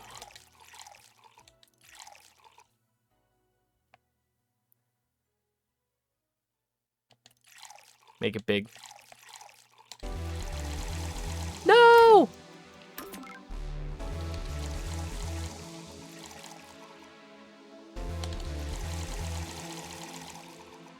I backseated that one because the idea of Dorothy getting locked. I hate the idea of getting locked out of Dorothy's story.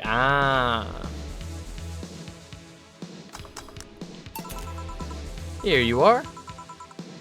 This one's pretty basic, huh?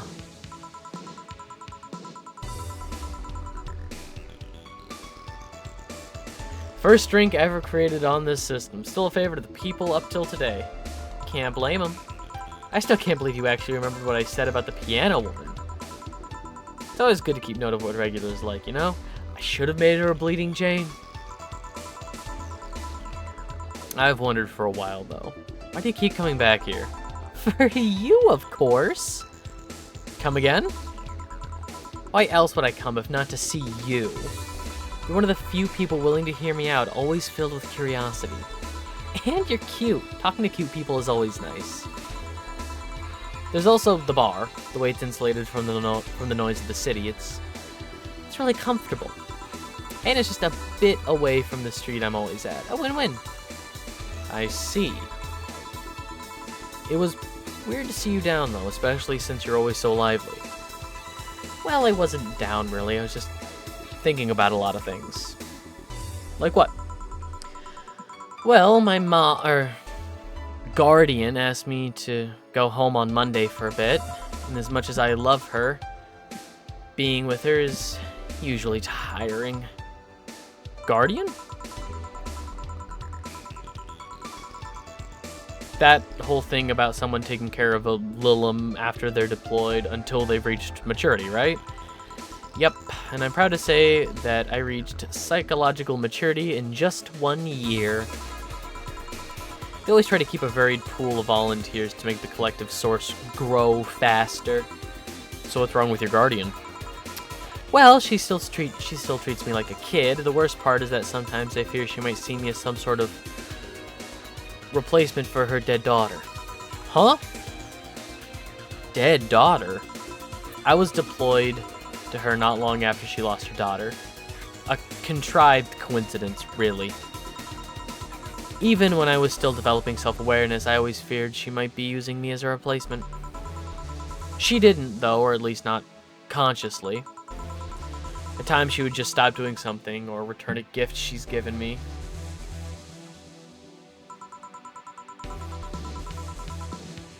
If she felt like she was projecting too much of her daughter onto me. What irony that years later I'd make a living pretending to be someone else in the bedroom. How's that? Well, most of the time my job involves roleplay. A daughter, a student, some helpless kid. Means I've gotten many clients looking exactly for that, but on the other hand, from a professional standpoint, I'd rather have them hire me because of me.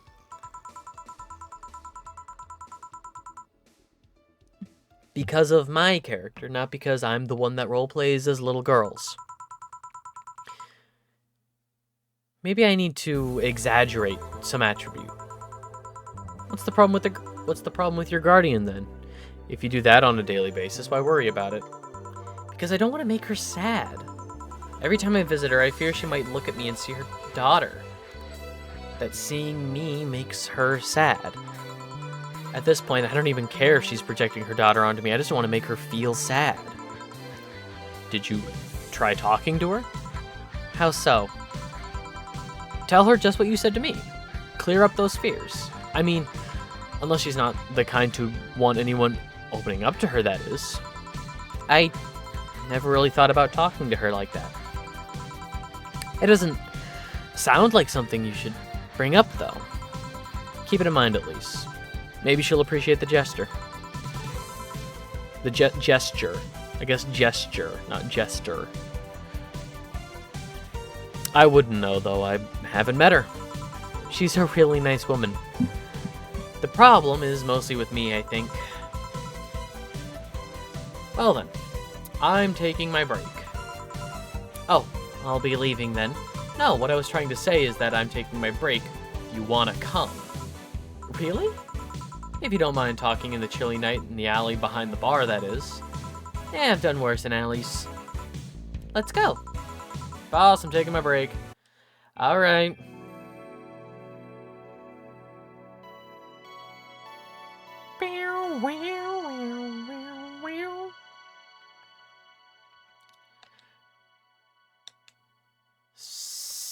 Save.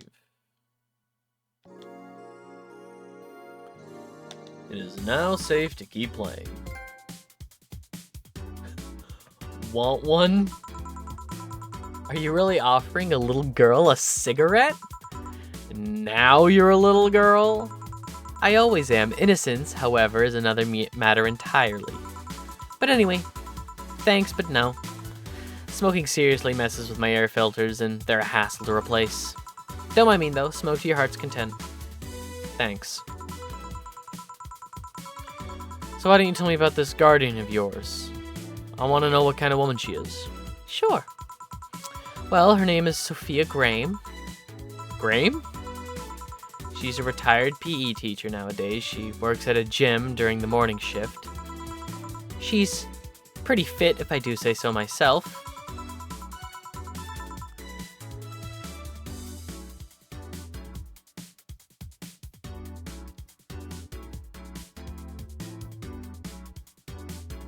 She had a daughter. Apparently she suffered from nanomachine rejection all her life.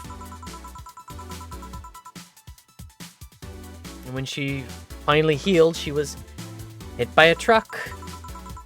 What was her daughter's name? I don't know. I never asked, really. Are you okay? I'm reading fear? Or is that surprise? It's hard to tell. I'm fine, yet... Wait, read? Well, I don't see emotions like you do. I have to make do with a combination of body heat readings, face recognition, and context. I'm still a bit confused about some, but I've gotten better with time. Anyway, you sure you're fine? Yeah. Scared or surprised? She's not wrong, though. Wait, does that mean your last name isn't really Hayes? Hayes is just my artistic name. Sounds more exotic, and that's what people usually look for in this business. I tried other names, though. Dolores Hayes, Genesis Graham.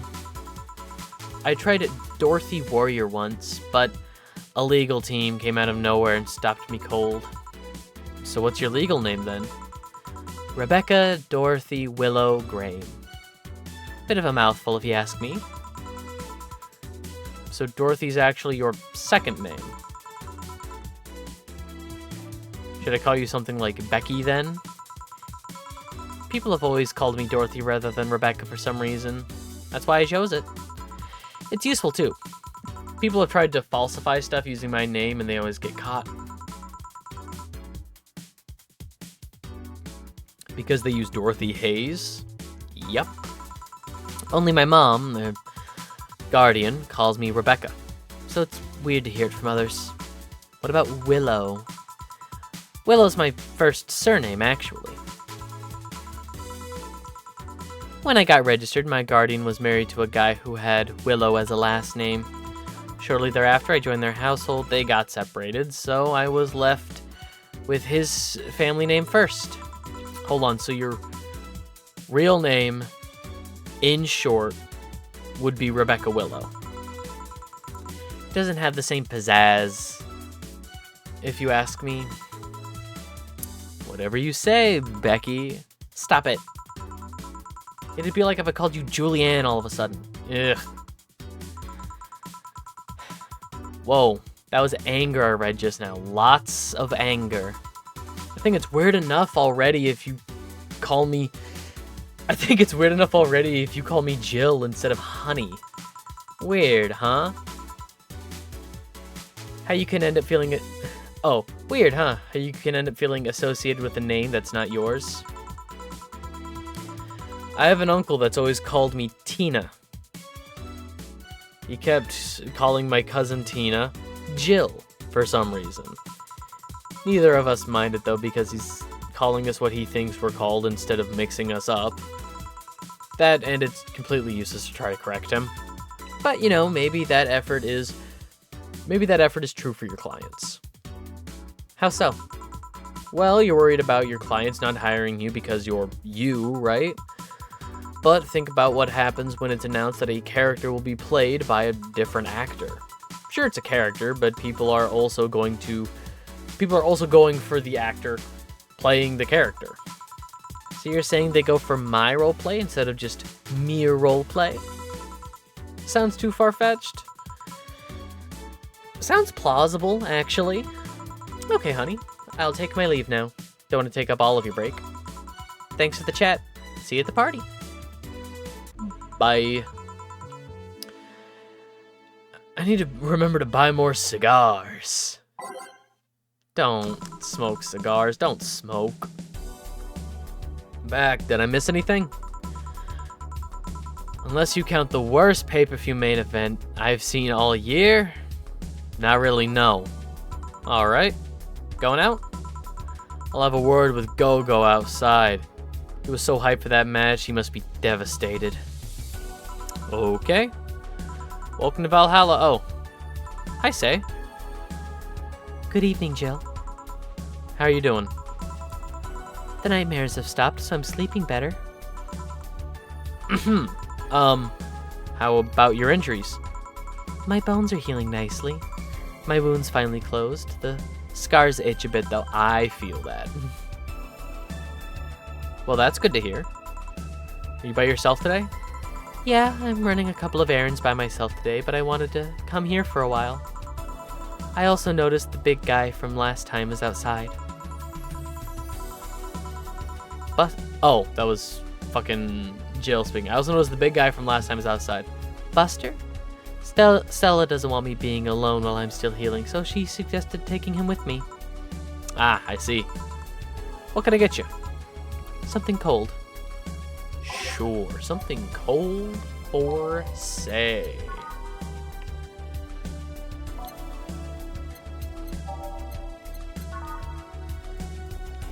Blorg, blorg, blorg, blorg, blorg. Beep, beep, beep, beep, beep. Beep, beep, beep, beep, beep. Beep, beep, beep. On the rocks, mixed. Here. Yeah, this is the one. Why drink something cold when the weather outside is so cold too? It's not that cold, actually. But I've always had decent tolerance for the cold. So I'm not a good reference. So Stella isn't with you today? She's throwing a mega Christmas party tomorrow and is having a meeting today. I'm just helping her by checking on some of the things she ordered. And here I was, all ready to invite you to the party we're throwing tomorrow. You're throwing a party too? Sorry about that. Can't really say no to Stella. Maybe next time. If there's a next time at all. Don't worry about it, it's not a big deal. I want you to know that I would have a... I want you to know that I want you to have a good time. Oh, have fun, drink a couple of beers in our honor. I will then. What are Stella's Christmas parties like? They're really big. There's lots of food and drinks and music. Sometimes there's too much food, though. So at the end of the party, she lets the staff take home whatever's left. She also buys toys for all the children for her staff members. Really? She says something about taxes or whatever, but during the whole thing, she just shines. She carries a beaming smile that I don't really see any other day of the year. Many of the kids have even started calling her Auntie Ella. Oh, that's so cute. Oh, that's so cute. Stella always does her best to put up a tough girl facade, but she's very much in touch with her inner child. Christmas, Easter, Halloween, name a party and she'll most likely celebrate it big. Interesting. Do you like parties, Jill? I don't mind them. They're a good place to see people. I'm not one to actively look for parties to attend, though. I just don't mind going to them. Ah, I see. I only go to parties that Stella is attending because otherwise I'd just stand there without anything to say. That and I'm not one to wear dresses, you know. You're not? I'm a tad too ripped. They don't look cute on me. Although, with all this healing I have to do, I won't be as fit for a while. They're too, breezy, too. I feel like I'm wearing nothing. But I bet you'd look good in a dress. Oh, that was Jill. God, the colors are so similar. I'm not colorblind, I swear. Too breezy feels like I'm wearing nothing is what I'm saying. But I bet you'd look good in a dress, Jill. It's been years since I last wore one. I wouldn't know. Last time I wore one, I remember worrying my arms were too thin or something like that. We all have a complex, huh? I mean, even Stella has her own. That's hard to imagine. Oh, but she does have one. She distresses a lot about her bust size. Really? She's not that small. I think I'm smaller than her, in fact. Actually, it's the opposite. The opposite kind of complex, I mean.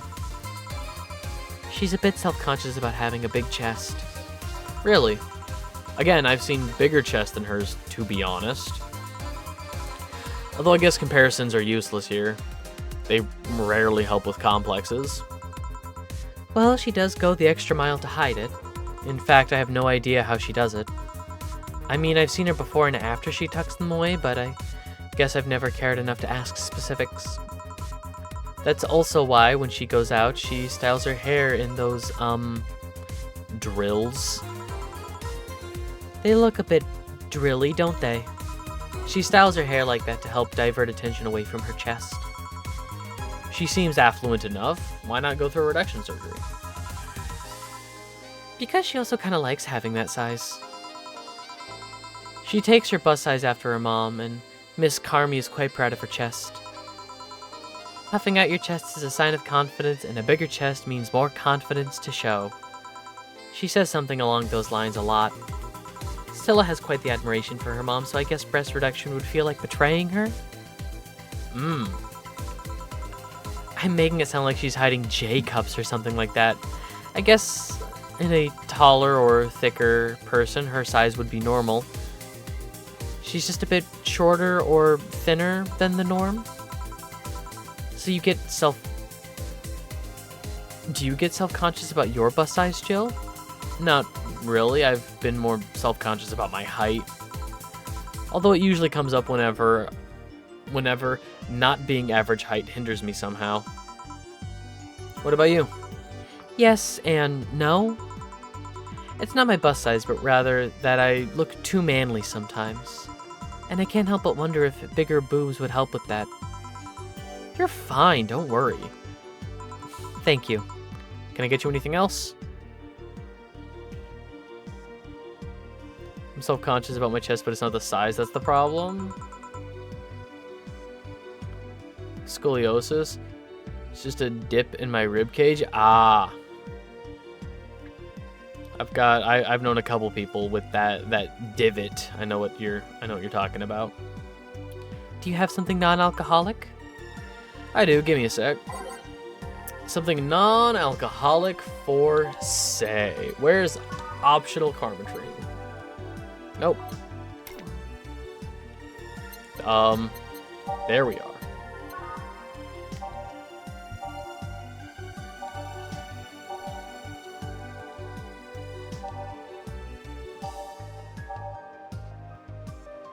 Day 140, 170.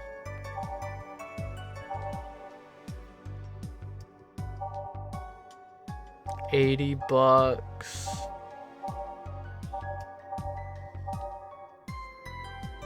150. 150. 150.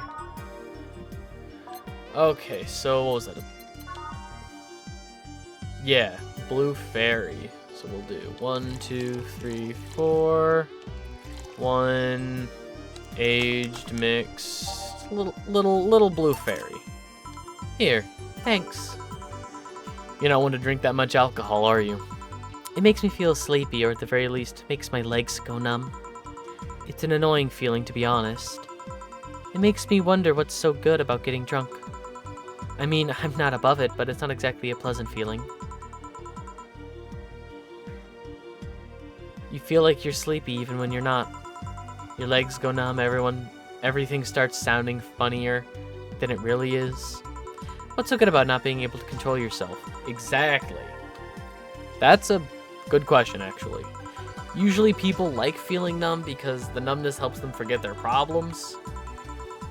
Even if we don't talk about alcohol, there's a portion of people that can't afford food.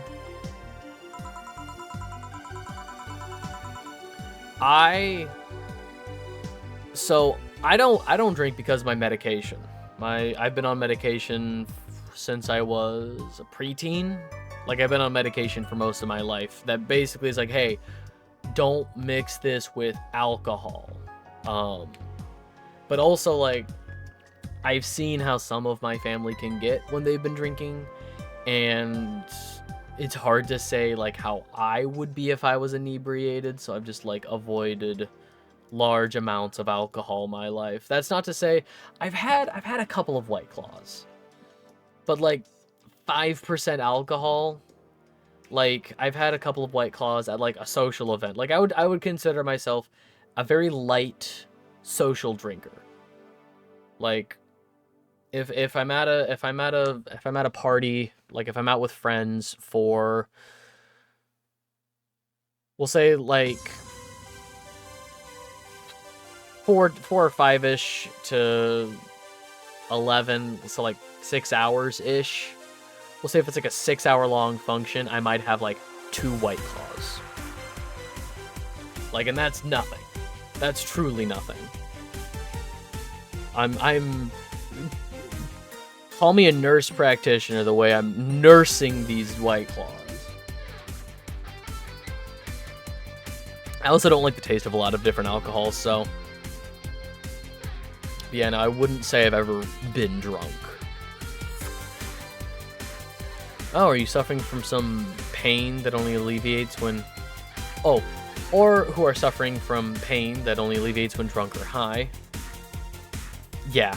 No, I'm in the same boat. I hate the idea of being drunk, of like not being in control of myself entirely.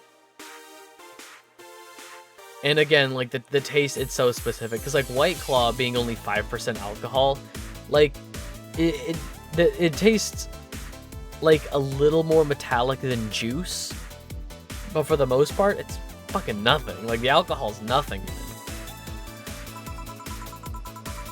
But yeah, and also just because of my medication, I shouldn't drink too much.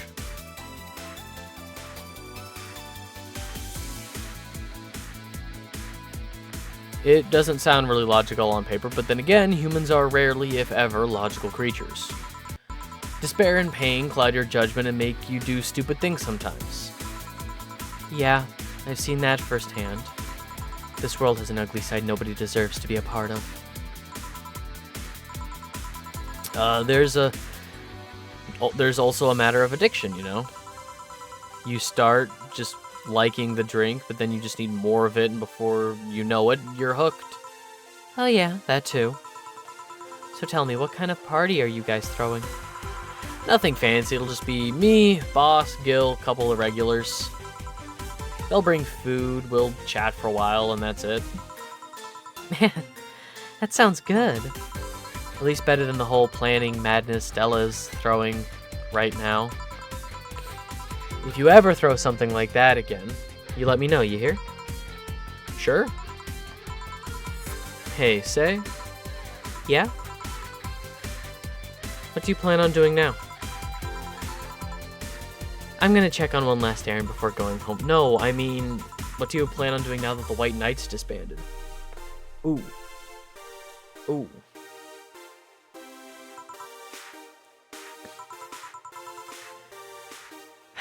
To be honest, I don't know.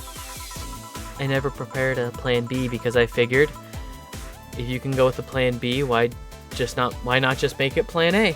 Exactly. Go all in or go home. I'm not the brightest person, so I never graduated from college or even high school. I could go for a position with the police, but it wouldn't be as thrilling. And I'm tired of blatant corruption. Sick of it. Oh. But I'm alive. I learned something after that hell in Apollo Trust.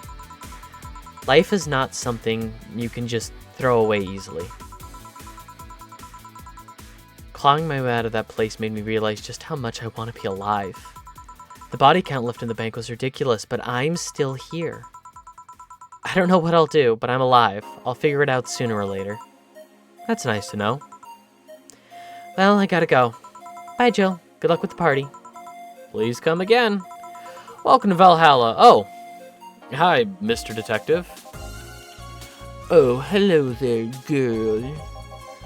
Give me a strong drink, won't you? Alright.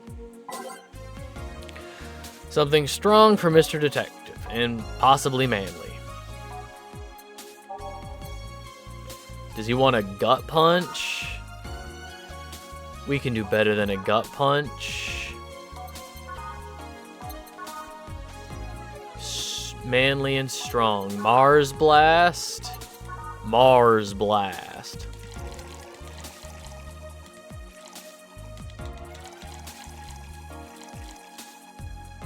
And blend that shit. Ah.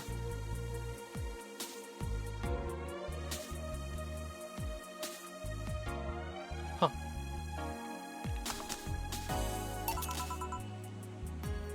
Here you go. Yes, this'll do. So what brought you here? Nothing special. I was just working on a case and I happened to be in the area. What kind of work? Tracking someone, a gun for hire. What about the girl, Crimson something? I am tracking that girl. Didn't you just get out of that job? I did, but the guy offered a huge amount of money and, well, I just couldn't refuse again. Well, it's your life, not mine. I wonder though, there has to be more to that whole thing than just acting as middleman to look for some murderer. Say, how safe is this place? We're protected by the BTC property laws.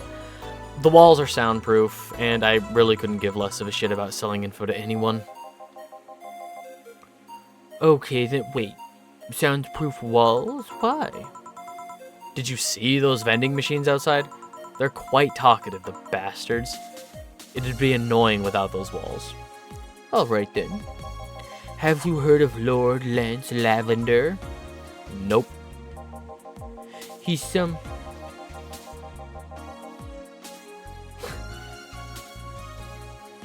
big name from Kenyavania. His blood apparently has some weird reaction to Glitch City's nanomachines. Vending machines. Once in contact with the air, it does nothing. But if still fresh and touching someone's blood, the nanomachines will initiate a reaction. Essentially, they'll just eat through another person's body until there's nothing left. They're using him as a guinea pig to see what causes that reaction, and if it could be used to fight nanomachine rejection. Uh-huh. Well, turns out the Crimson Rose is his daughter. She left years ago to earn her living here, and he hasn't seen her ever since. He could be lying, you know. Doubt it, I did my research. She really is his daughter. Why didn't you figure that out earlier? I had no clue who was making the contract, and tracking all the messages to the sources would have been too costly. Knowing who the sender was made things easier. I see. Can I get you anything else? How about a cobalt velvet? Alright.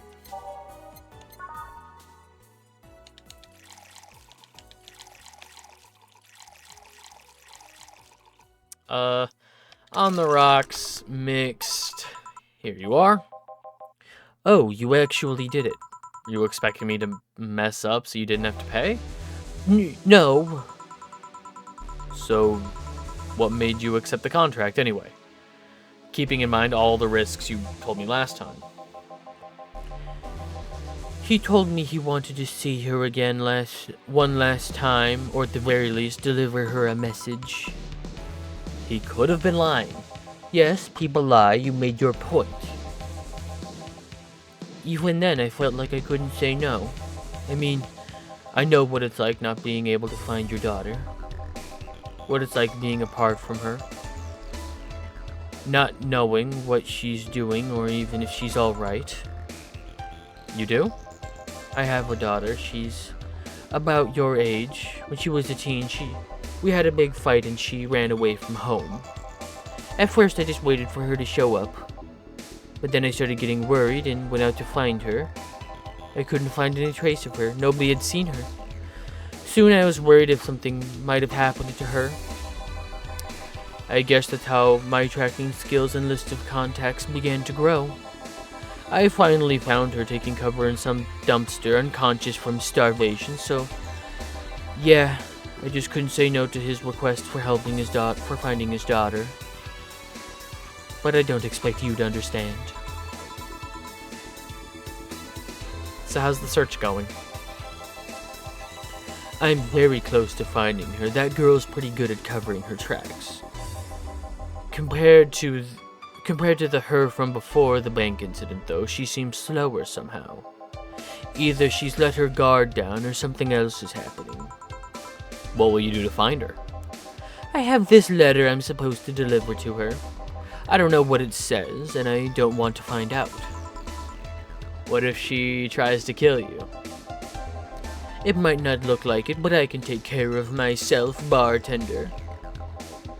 You don't stay so long in this business without picking up a couple of tricks. Yeah, I guess you're right. Okay, I better get back to work before her trail goes cold. Please come again. Are you done? Yup. Okay then, I want you here tomorrow at 8 p.m. No working beforehand. The bar will be closed. Come dressed in your absolute best. We're having a party after all. Alright. Where's Gil? Where's Gil, by the way? Where's Gil? Not Dana, that was Jill. Where's Gil? He stored all of our things in his home because of how close it was to the stores. So I told him to go home already and bring the stuff tomorrow. I see. Well, see you tomorrow, boss. Hold on, wait a bit, and I'll go with you. Oh, sure, thanks. Flawless service. I know the small party is what you needed. Thanks, boss. Merry Mega Christmas. Let us celebrate Santa's resurrection as the Mega Santa that saved Christmas from the Redmonds. What? Oh, I love silly lore. I love goofy ass lore. It's Mega Christmas. I'm going to buy myself something.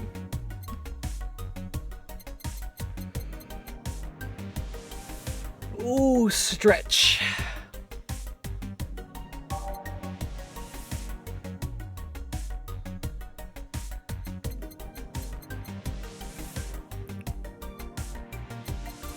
Let's buy the replica toy Turing. I don't care how expensive it is. $462.50.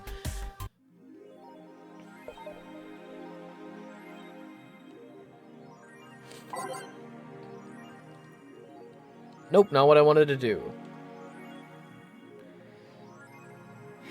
The Kuramiki blog. Mega Christmas is here by Miki. I'm way too used to Christmas, but the mega tradition here in Glitch City is mega comfy.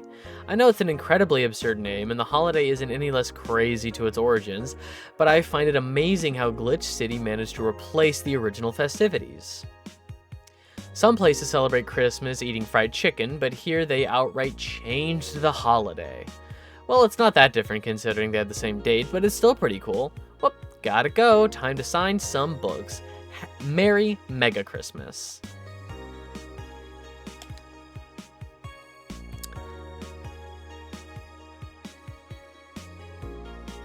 What? Yu Yu Yuri is the best show this season. If you weren't a fan of Yuri or Slice of Life shows already, then be prepared to join the Moe Church this season with the premiere of Yuri,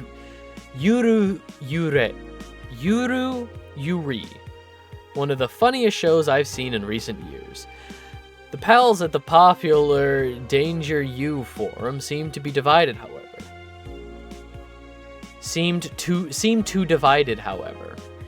This is such an obvious pandering. Remember when anime was about women doing womanly things and beating the shit out of each other? What is this trash? You girls are just haters who hate their lives. I'm going to marry Shinatsu. Wake me up inside. You can catch YY every Friday on RSTV. Is it sexist to have an army?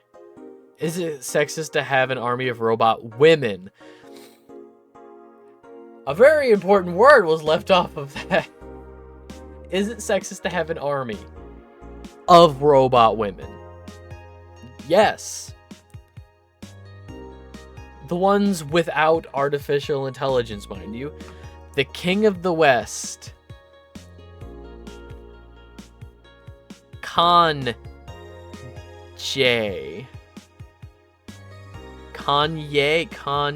Kanjai.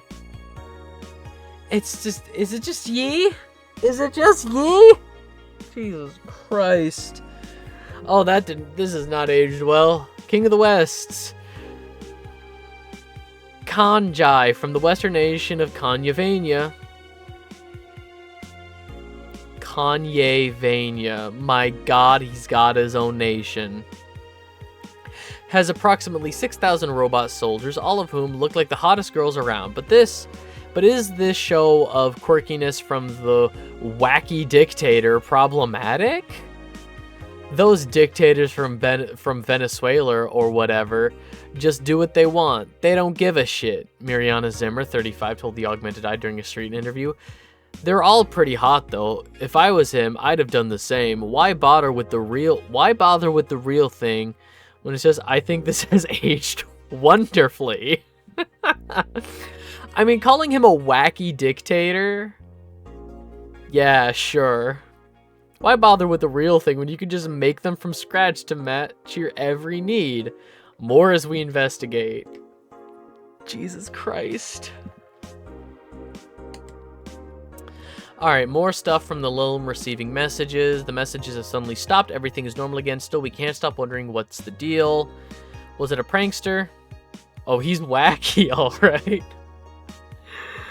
Oh my god, just a silly little Kanye moment.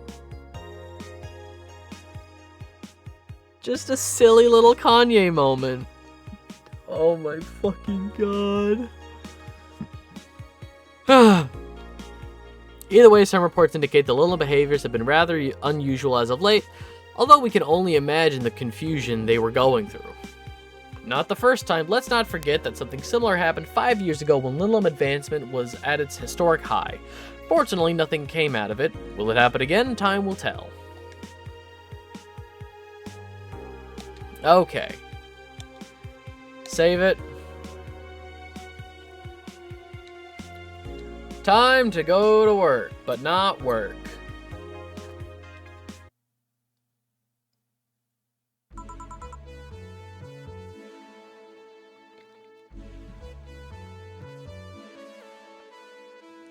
Good evening. Jill, I told you to come in the nicest clothes you have. You came in your uniform. These are the nicest clothes I have. Besides, you and Gil are in uniforms too. Well, I can't really show up in casual clothes. I'm being monitored. What about the kilt you wore that one time? I'm still surprised that one didn't break the dress code somehow. And you, Gil? I don't have that many clothes to begin with. You people depress me. Well, everything's in place back there. Ah, Alma's here. You know, there was a time when people greeted others before saying stuff like that. Come on, Jill, greet her properly. Welcome to Valhalla. Oh, wait.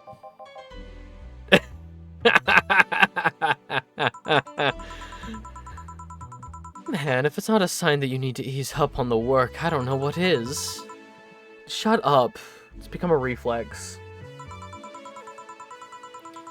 Wait, Alma also came in her casual attire. Why aren't you saying anything to her? Ribbed sweaters get a free pass. Why? Silly question. Never mind. Jamie came earlier too. The dogs went with him to get some ice. Don't we have ice? Trying to take it out of the bartending station is a chore, so it's better to buy some outside. Ah, fuck. Now my other eye's... I got some in my other eye. Huh? What are you doing back there, Alma? Setting up the food warmers. The what? I bought it 3 days ago. It's amazing. It looks just like a set of wires, but you can create a frame with them. Put the food inside it, press a button, and watch as it warms up the food like a microwave. It's an infomercial bauble, though. Really useful, but tricky to handle at the same time. A microwave that is just a wire frame? A microwave without walls? Terrifying. One wrong move and we'll be out of food for the night. Everything will be scorched in a second. Oh. So you've bought infomercial stuff too? Haven't you? It's at the very least a good idea for gifts. Well... Dynamic entry. Dynamic entry? Might Guy from Naruto? Might Guy? From Nart? Dynamic entry. Finally, at least someone came after me. Is it weird that I've already heard that 3 times in the last hour?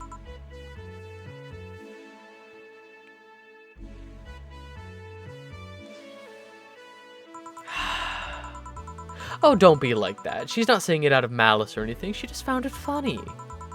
You're taking her side now? Jealous? Tell him, Queen. Cringe. You wish. You don't need to fight for me. We're not. I'll go check the microwave wire thing. Wires thingy. I'm starting to get hungry. Great idea. Back. Oh. Hello, Jill. Soldier. No, this was the voice I had for the dogs. Soldier, you're late.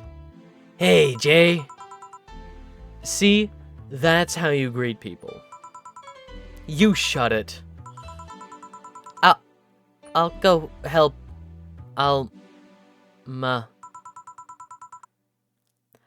go help sweater pups. Something wrong? She's not good with dogs. Oh. Alright, we're all here so we can start. Yo, Anchorage. Alma? I know what I said. How's the food doing? It's doing well, but it'll take a bit. She isn't willing to hit me with a that's what she said every once in a while. I don't want fair. Can't you speed it up? I've used those microwave wire things before. It's either warm nicely but slowly, or burn that bitch. So how long? 15 minutes or so. A bell will ring when the time comes. We need to kill some time till then. Alright, let's play Truth or Dare. What? I'll pass. Games are for kids. I'm in. Sure, I'll play. Sounds fun. As long as that much stays away from me. That'll make the time pass faster. I'll pad, you'll play. Ah! Oh god, a new screen! Please god, no! Not a new screen! Please god, no! Alright then, rules are simple. If you get picked, you pick Truth or Dare. After you finish, you get to pick somebody else. We'll go like that until food's done. What about punishment games? Those are a hassle. Just issue new questions or challenges until the other person complies. That said, Jill. Yeah? You start. Pick someone.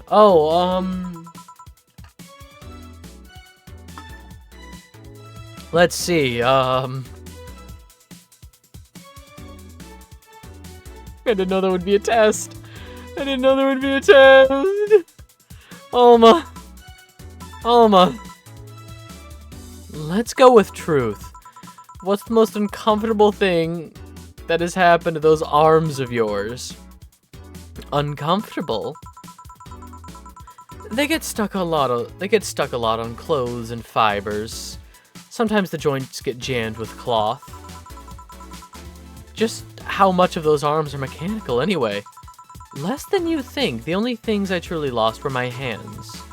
The arm muscles are still mine, albeit with some enhancements, and my skin doesn't grow on them. They're covered by the plates. It's more an enhancement than a replacement, really. Huh. Well then. Hey boss. Me? Truth or Dare? Dare me, I dare you. Use the Argentine backbreaker on Nick. Surely. Nick!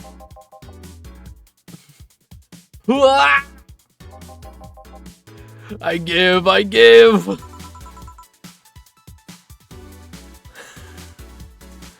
Only after you answer this. What? Does the name Joseph Valentine ring any bells? I know of a Joseph Shine, but not Valentine. Joseph Shine, alright then. I guess it's my turn. I guess it's my turn. Hey Chief, can you draw me? Oh, right. Hey Jill, Truth or Dare? I'll pick Dare. Pet the dog. Yeah, whatever. Come here, Mutt. Yeah, come on, pet me harder. Is that all you got? Ah, fuck you. Wonder how long until the food is done. Dorothy, you haven't gone yet. You're not picked yet. Yes! I pick Dare. Okay, want you to put your leg behind your head. Just that? Alright. So the extra flexible joints were to bluff. I never bluff. I'm pretty sure I heard something rip, though. Okay, then. Dana. I pick Dare. I dare you to stare honey straight in the eyes for 10 seconds. Sure.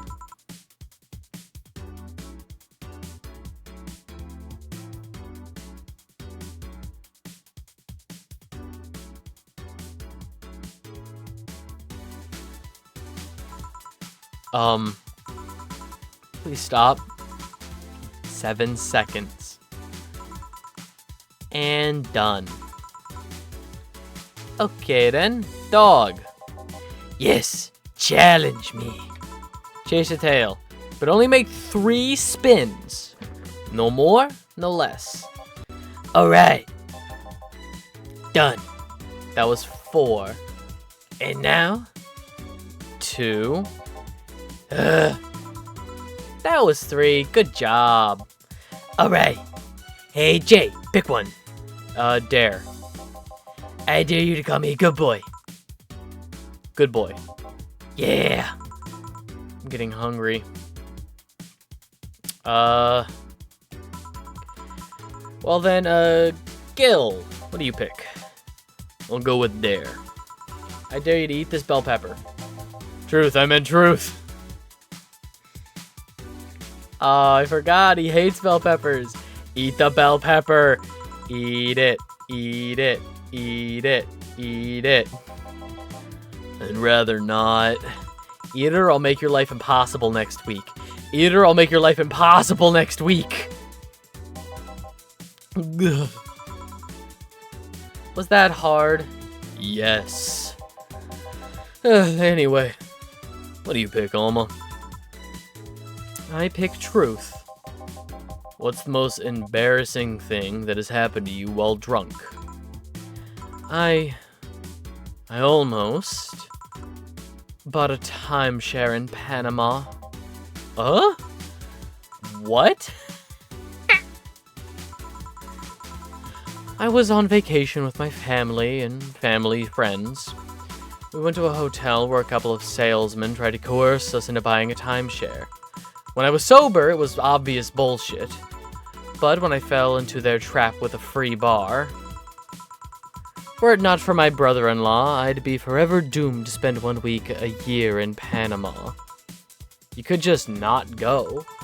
And lose my money? Forget it. A bell?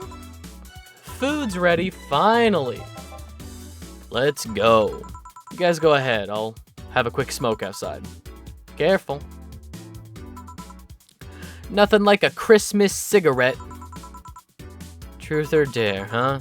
It was fun, I guess. Hey. Hello. A bit late for the hello, don't you think? Want one? You know I don't smoke. True. Are you leaving already? Yeah, technically we celebrated Mega Christmas yesterday, but I just got a message that Diana is making a ruckus, so I gotta leave.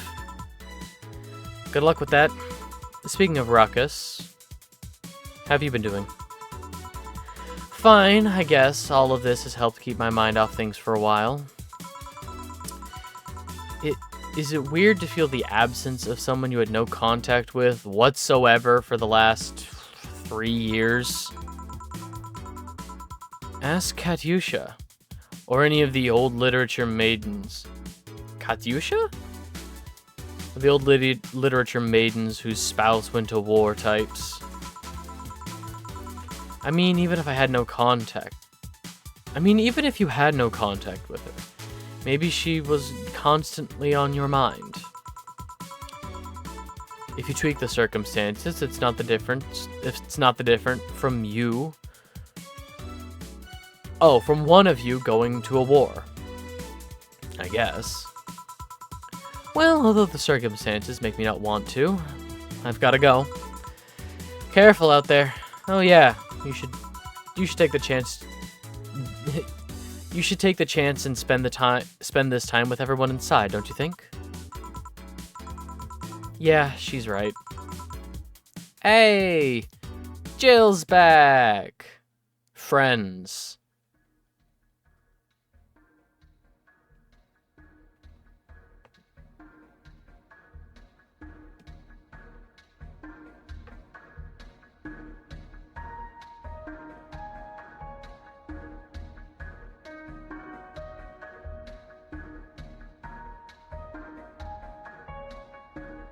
Do I need to press a button?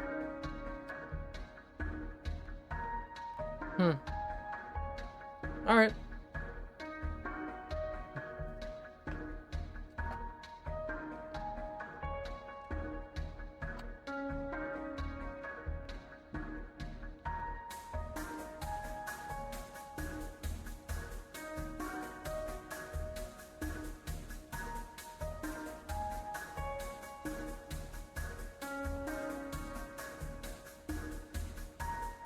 Chapter 3, Dolce.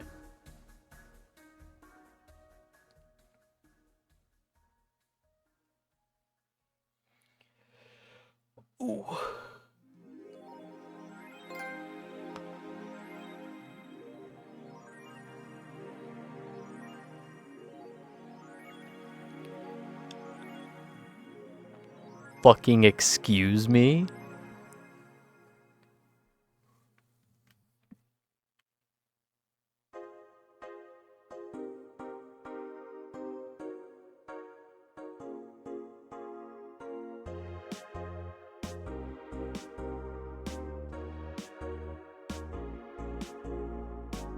Rent is due on the 30th. Please make sure your account has the necessary $10,000 in it, or you'll be evicted. You thought capitalism was done with you? I kinda did. I'm not gonna lie, a little piece of me did. Well, you know what? Fuck it. It's not my life. I'm sorry, Jill.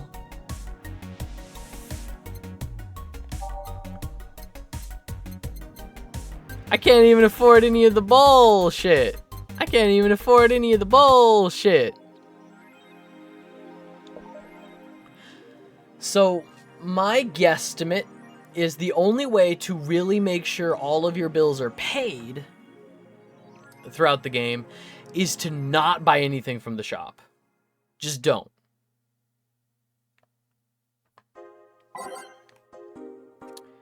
And now I know.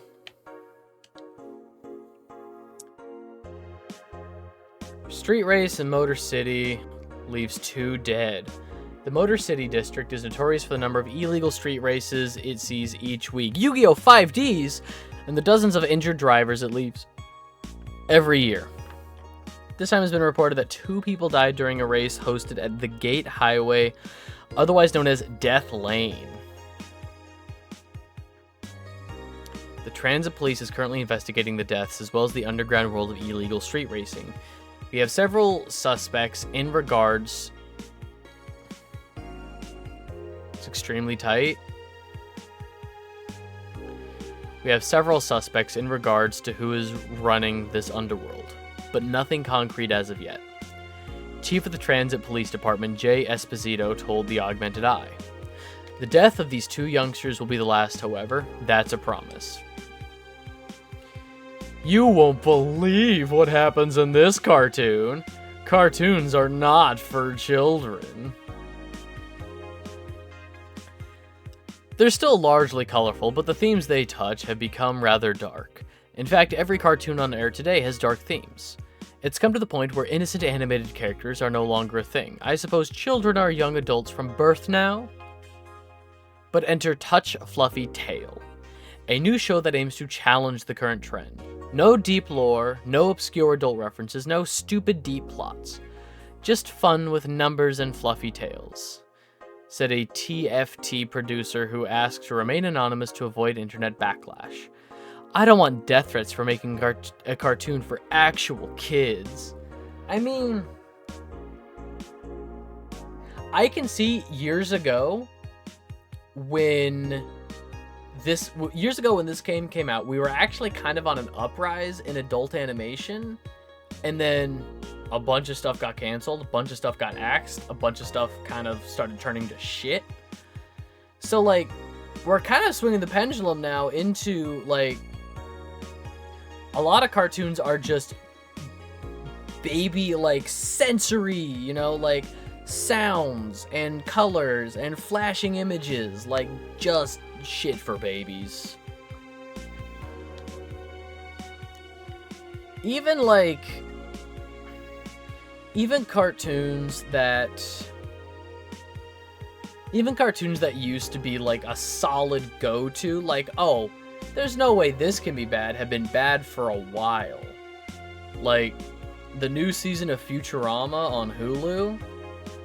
I am a Futurama apologist. I will always try and defend Futurama, but that is just pure nostalgia for like the first 4 seasons and the first movie. Like, you could stop watching Futurama after Beast with a Billion Bat. No. Bender's Big Score is worth it. Hey, watch Beast with a Billion Backs. You can stop watching Futurama after that, genuinely. No, I take that back. The B plot in Beast for a Billion Backs is not even worth the A plot. Stop watching Futurama after the first movie, Bender's Big Score. 4 seasons and a movie, but, man. Yeah, we're kind of swinging the pendulum. Glitch City Olympics return next year. For the 10th consecutive year, the Glitch City Olympics return to the emblematic Super Silver Thunderdome, this time with a representative from the elusive country of Kanyevania. Prime Minister Quincy, who is in charge of the committee, told the Augmented Eye that it wasn't easy getting in touch with I want to pronounce it Kanjai, but I'm just going to say Kanye. It's just Ye.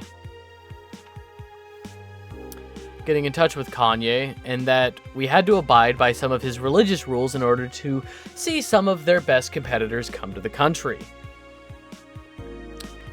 Kanyevania's main religion, Kanyeism, prohibits the existence of nanomachines inside the body, and as such, competitors from said country had to perform specific treatments in order to repel the swarm. It's a temporary solution, but it will do the trick.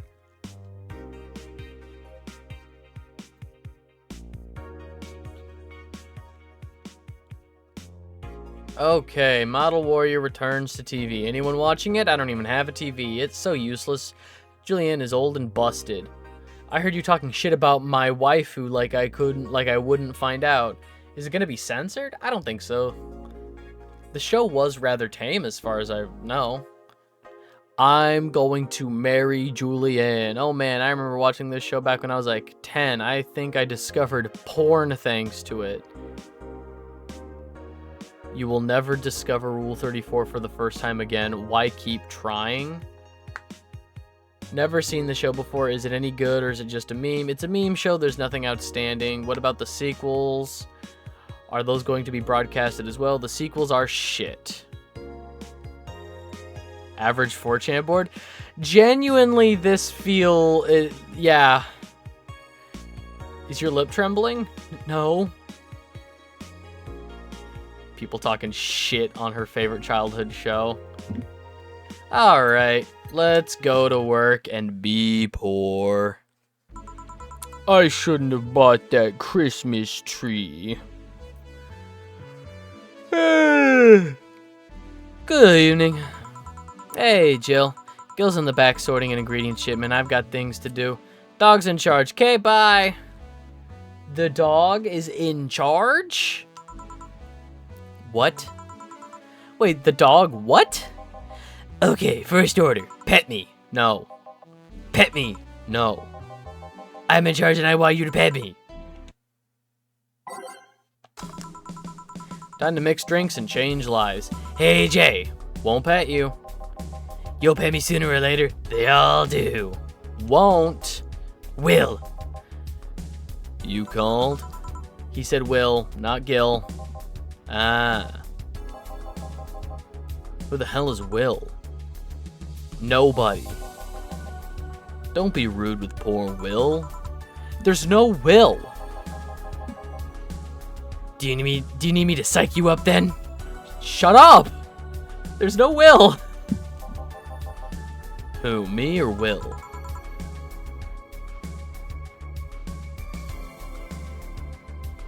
No respite. No respite. God, it's such a good bit.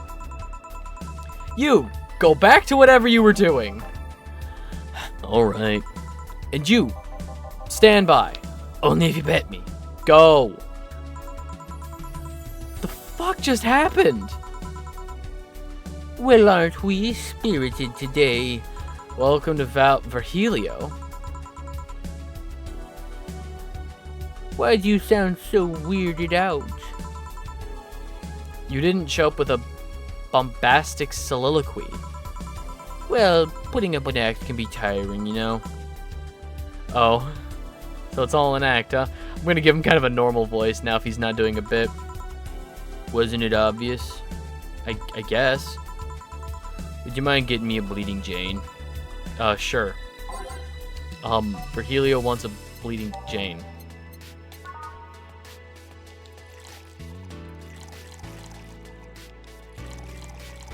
One, two, three, yeah,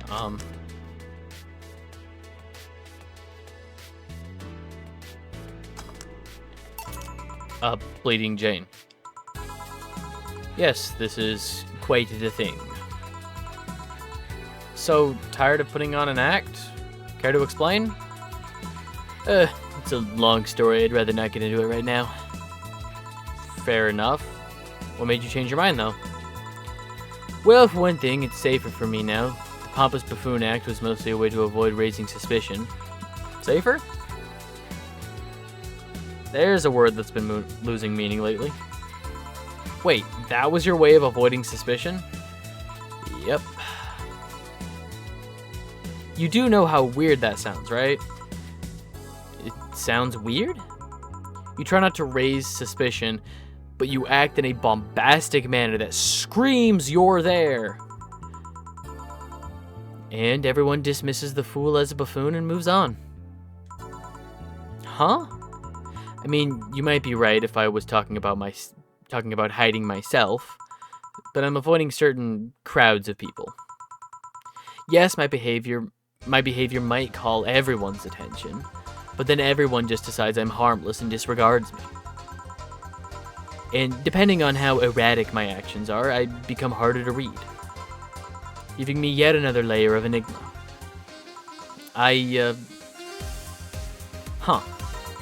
Well, congrats. No offense, but I fell right into your plan.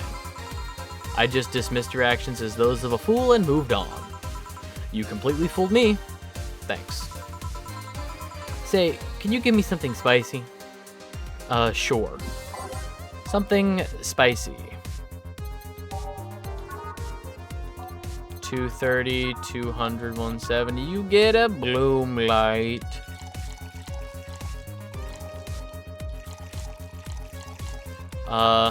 Aged on the rocks mix.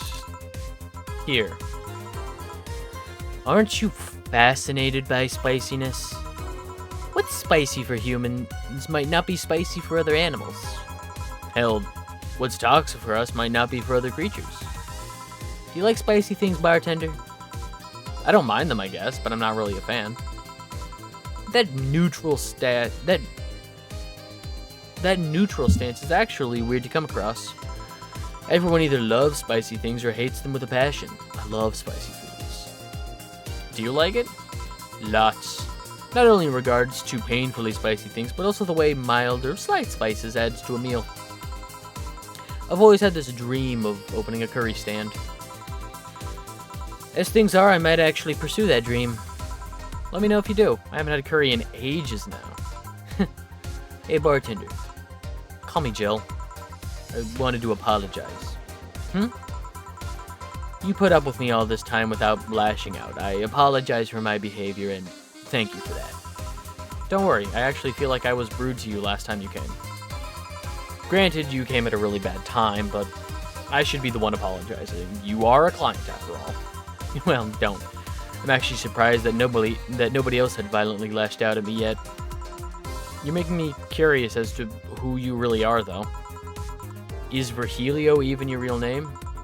It might be. It might not. Sometimes I wonder if I'm a magnet to people who hide their identities and sordid pasts. Jill, Jamie, you. Did you say something? Just rambling. Pay me no mind.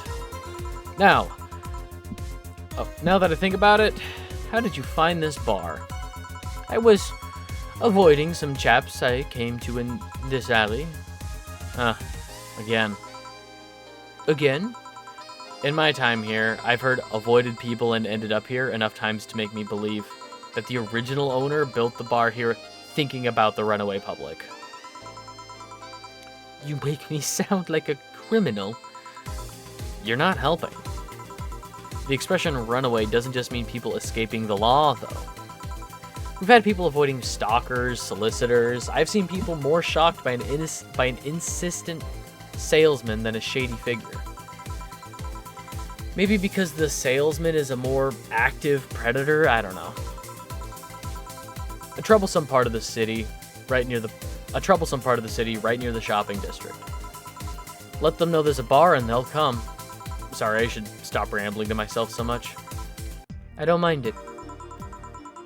Do you think I'm sort of a criminal, though? Like I said, you're not helping. But for all I know, you might be a buffoon. You might be the buffoon I've seen the other days. In any case, can I get something better, please? On it.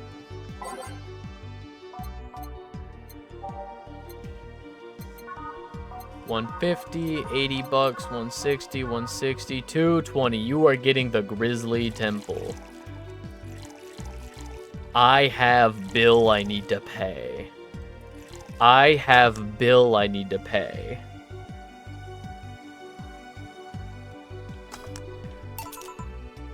Here. This works. Do you like coffee, Miss Bartender? As weird as it may sound from a smoking bartender, no, I don't. Well, I get it. It's not for everyone. That cat boomer the other day. What about her? Still scared of her? Not really, but she looks so familiar. Maybe you're mixing her up with another cat boomer? No, that's not it. It's like the bandaged girl last time. Even with the bandages, there's something really familiar about her. Maybe you need to stop thinking about it. Answers usually come to you when you stop stressing about it. You might be right. Well, I leave you for now, bartender. Thanks for everything. Please come again.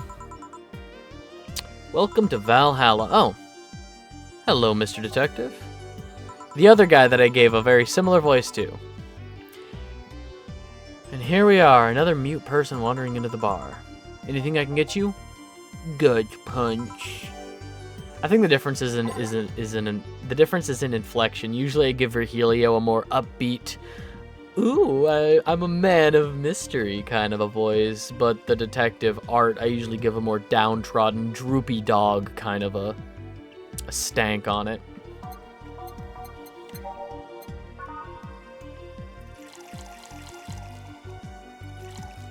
And optional Carmatrine. Aged, mixed. Here. Oh, you got it right. So what's up now? A bit of holiday blues, you could say. So you celebrate Mega Christmas? Why wouldn't I? You looked more like a Festivus kind of guy. Oh my god, shut the fuck up. I hate Seinfeld.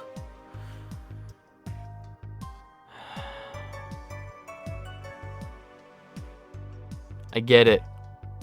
I get it. Why does everyone keep saying that? Well, Festivus is a celebration against the capitalist madness that is Mega Christmas. And, you know, cheapskate. If you have something to say, just say it. I'll refrain. Although now that I think about it, Holiday Blues is not really tied to a specific celebration, just the season. A season of consumerist craze. Mega Christmas is just a mockery of what the real Christmas once was. I mean, the season has slowly become enslaved to the corporations over time. Holiday spirit can only be manipulated so much.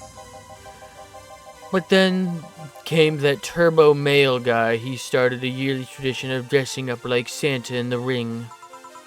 Turbo Male? That can't be his ring name. It is. Really? Such a tacky name was accepted. His partner was Buster Master and his rival was Dr. Chris Max. Tacky names were not a problem. I mean, I knew there was a wrestler that dressed up as Santa every year. I also knew that the guy became insanely popular and the stunt got out of control. And of course, that's the part everyone sings about. Santa became Santa thanks to the Redmond family. Santa sees the error of his ways, becomes the mighty Mega Santa, renaming the holiday Mega Christmas. And then every company jumped on the bandwagon. Is this really the lore? Does Mega Christmas come from wrestling?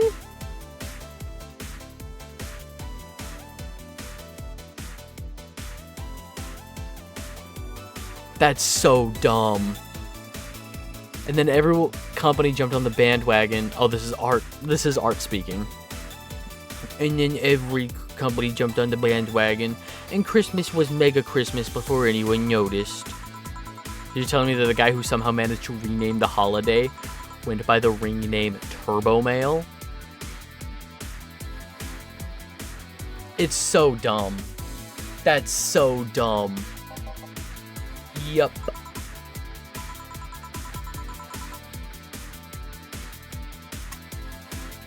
That makes the whole holiday sound like a joke. The holiday is a joke. And you're telling me you don't celebrate Festivus? No, I don't. You know what kind of people celebrate Festivus? They're kind of so lame and bland, they kind of talk about how they're better because they celebrate Festivus. Like those jerks who only nuke think they're better than everyone else. I see. Anything else I can get you?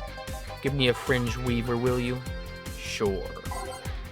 Let's get him a fringe weaver.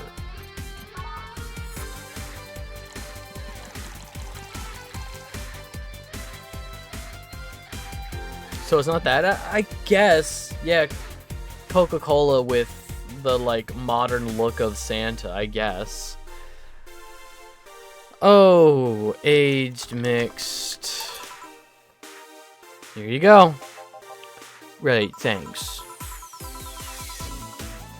So any issues with the city lately? What's the word on the street? Shouldn't I be asking that? There's nothing new, really. The lynching of white knights stopped, so there's that. Really?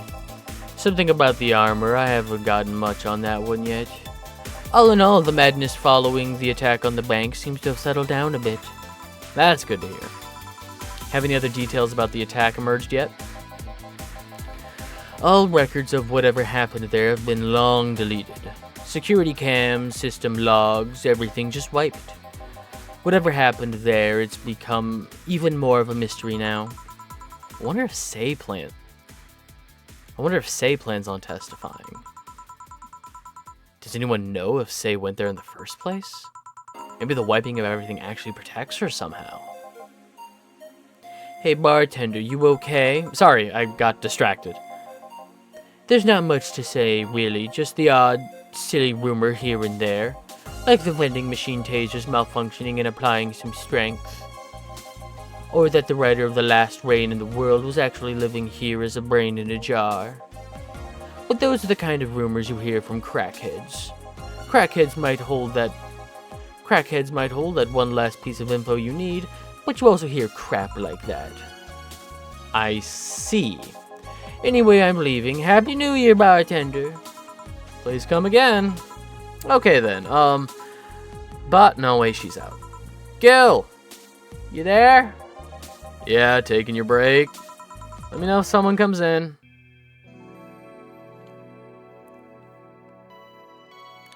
Valhalla. Save it. And continue. I say we finish this day and call it a stream. It's now safe to keep playing. Things are pretty quiet outside. Jill! Ah, Miss Kim. Just call me Kim. It sounds weird being called Miss. You seem to be in a good mood. I got some money on Mega Christmas. Would you be happy? I guess. What can I get you? I'll have a beer. Okay. Kim wants a beer. Let's make it a large beer. I'm feeling generous after my break. Then just mix it. Here you go.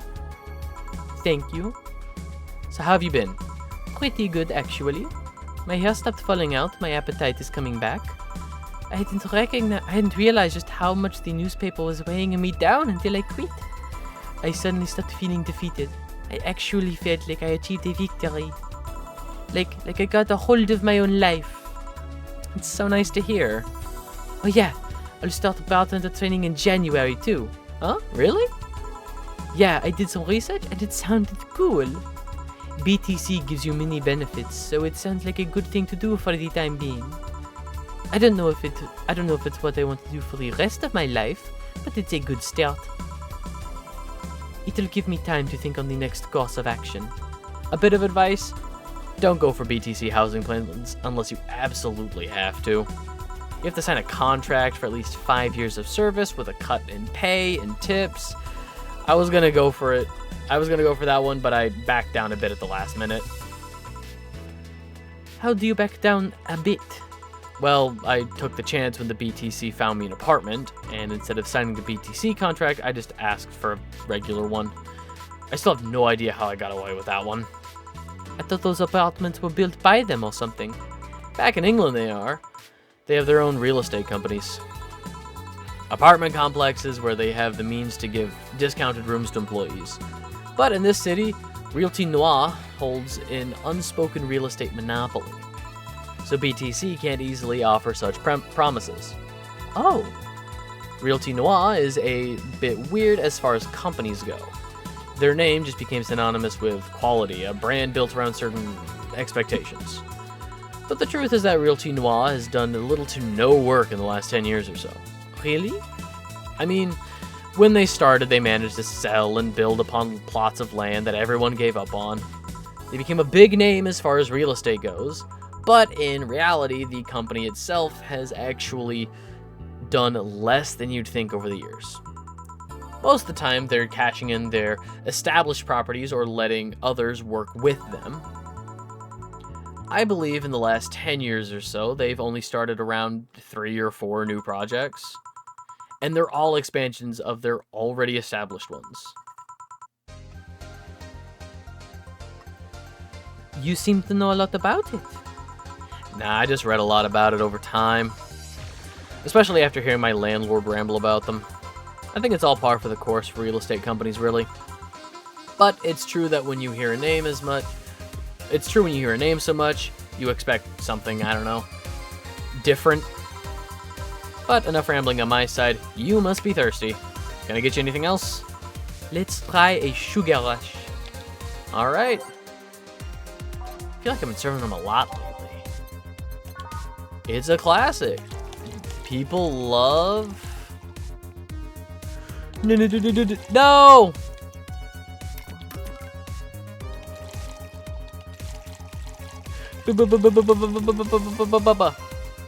Okay, so 4 of those, 2 of those, fill up with Karmatrine and a mix. Here you go. Yay. Actually, Jill, I came here today to thank you. Me? Yeah, back when I first showed up here, I was in a really rough spot. I was shocked, I was tired.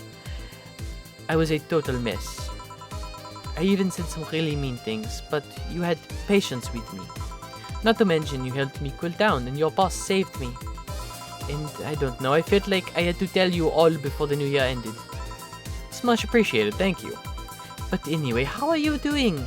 Last time you looked a bit off. I'm better now. Thanks a lot. I'm glad to hear. It was weird to see you like that. It always felt like you were putting up a cool bartender act. I did? You don't? I don't. Are you sure? What you saw as a cool bartender act is what everyone else has described as being cold. I mean, cold and cool do mean the same, but nah, I don't try to put up an act. Sorry to disillusion you. I'm too much of a mess to do such a thing. Huh. Disappointed? Surprised, actually. What led me to believe you are putting on an act? And more importantly, how can I make use of it when I get assigned to a bar? I must investigate further. Good luck with that. Say, let's try something bubbly now. Alright, let's get a bubbly drink. Bubbly, 260, 280, 150. Sorry, but I got bills to pay.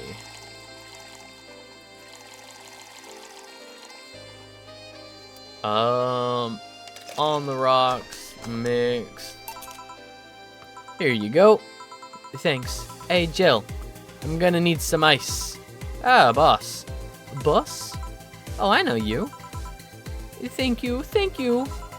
Hey, nice to see you fine. I'm more than fine. I'm alive. I'm here. I avoided my biggest mistake in life thanks to your timely intervention. I don't know what overcame me. I just felt like everything was shouting. I couldn't stop the shouting, so I just felt like, thank you. Don't even mention it. I just did what I felt was right. Jill, ice please. Right. You alright? Did you seek help? I know a couple of people that could help you. And don't worry, I'm perfectly fine. I've gone to a therapist a couple of times and he says I am okay. Something overcame me. But you intervened and I don't know what to say. You already said thank you. Saying that you're fine is more than enough for me. I should have come to thank you earlier. I owed you that at least. Don't worry. Just go out and be happy. You have a second chance, so use it as best you can. I will. I'll be leaving. Happy New Year, Jill, and thank you again. Please come again. So, a couple of weeks ago, I read some news about a woman saving a suicidal girl, catching her midair. Would you know something about that, boss? Maybe. Maybe not. Whoever it was probably just did it because it was the right thing to do.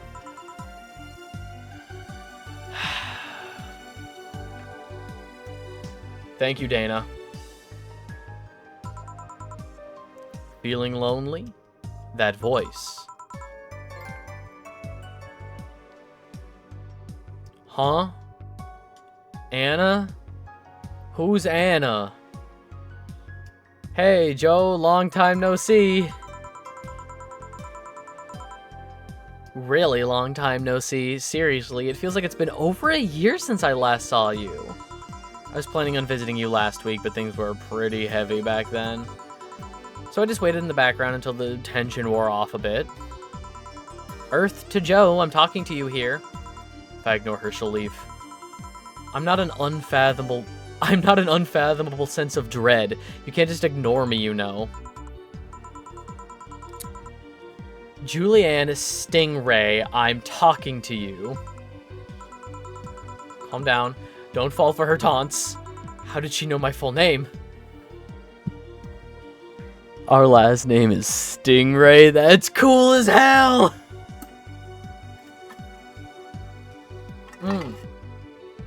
Just banged my fucking tooth on the water bottle. Ow. How did she know my full name, though? I thought your full name was Julianne Natalie Stingray, or did you remove the Natalie? Never mind that, she was reading my thoughts. Yeah, I mean, they're kind of written in the middle of the screen. Hard not to see them, actually. Alright, that's it. I'm going crazy. It's such a self-centered way to see the world. You assume that you're crazy because you can't accept that this world could be weirder than you think. This world is amazing because of the things that you just can't explain. And just because only you experience something doesn't mean it's a lie or that you're crazy. I mean, just look at ASMR. No, I'm pretty sure that's what a crazy person would say in this scenario. You acknowledged me. Shit. That's good. I'm not serving you anything. What? Why? Last time you came, I had to clean the drinks I served you off the floor. Don't be like that. The drinks were also paid for with my money. I don't know how you did it, but that set any and all plans I had for the rest of the week off balance. I was gonna buy some curry with the money I had to put up for those drinks. Alright, dog duty done. I know we have slow days, but for God's sake. You okay? You look angry. I'm fine. Good job out there. I'm back. Boss, what happened? Meeting cut short. At least I drank the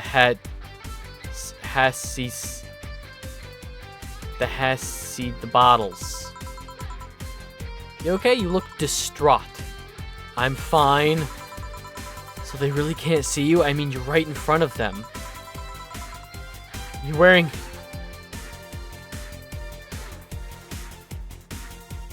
jeans under a skirt. Okay. This character. Gotcha. Why? Just why? To annoy people, of course. Is that a new trend? What does she think she's doing? Everyone feels like it's not quite right. Everyone thinks they should call you out.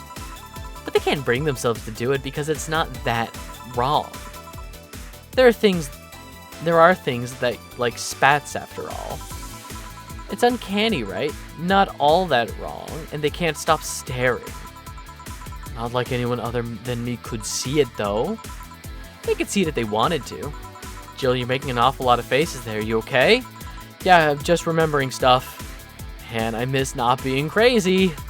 Boss, I'm leaving early today. And you stay here. Who stays here? Crap, did I just... You have to be the first person I met who mixes their inner and outer voices. I thought I saw one of the dogs near the counter. Sorry.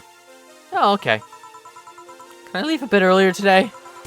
Sure, thanks for taking care of the fort. What about me? You haven't left yet. I'll thank you when you leave. That's not what I... Whatever.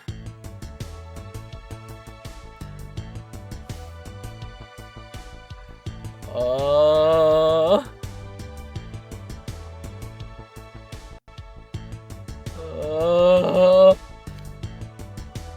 30% commission.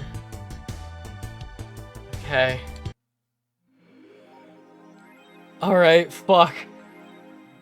Who cares about $10,000? Who cares about $10,000? Who cares about $10,000 in rent? Who cares about $10,000 in rent? Ah.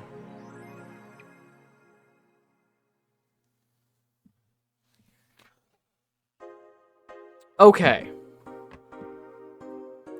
Looking at the poster, Jill managed to get Gabby off her mind, even if just for a bit.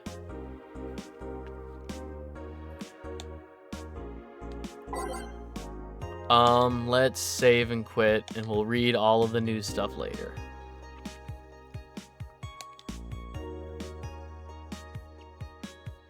Okay. So... we're making it... We started at day 11, 11, 12, 13, 14. We're making it through 4 days a session-ish? I might start early next time to finish? Who knows? Who can say? But until then, let's throw some socials up on screen. If you're watching this on YouTube, thank you so much. I super appreciate when people hang out. To people who are hanging out in chat, Risen Toast, I super appreciate you guys. You know I do. This Sunday, end of month stream with Mew. Really excited for that. There's been some good and some bad this month. We'll talk about it. If you want to know, missed the rent cliffhanger? No. If you're watching this on YouTube and you want to know when I go live over here on Twitch, easiest way is just to follow me on Twitch. It's free. It's super appreciated. At 100 followers, I will play ET. I know I've probably been, if you're watching this on YouTube, I've probably been going at it for months now. Because here's the thing, right? These VODs are going up months after, like this. Oh my god, I might be able to actually put this up in time for real December. That would be fun. Yeah. I'll put this up during real December. That'll be fun.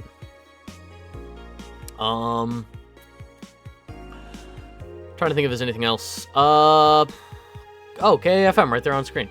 Kill All Film Majors, my movie podcast with my friend John. It's a lot of fun. New episodes every other Saturday. This upcoming Saturday, not this Saturday. Next Saturday. There's going to be a new one. I think that's it.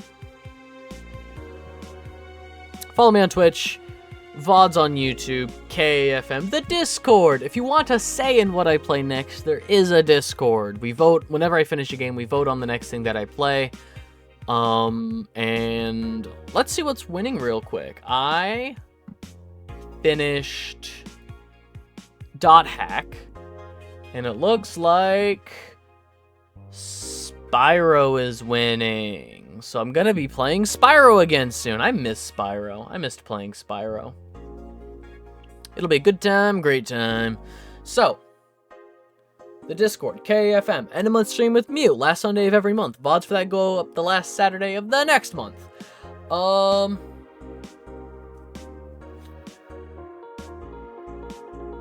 me on Twitch, the Discord, YouTube, KFM, all that good stuff. Yeah, that should be it.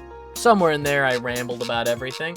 Be good, be kind, treat people the way that you would want to be treated. I'll catch you in the next one.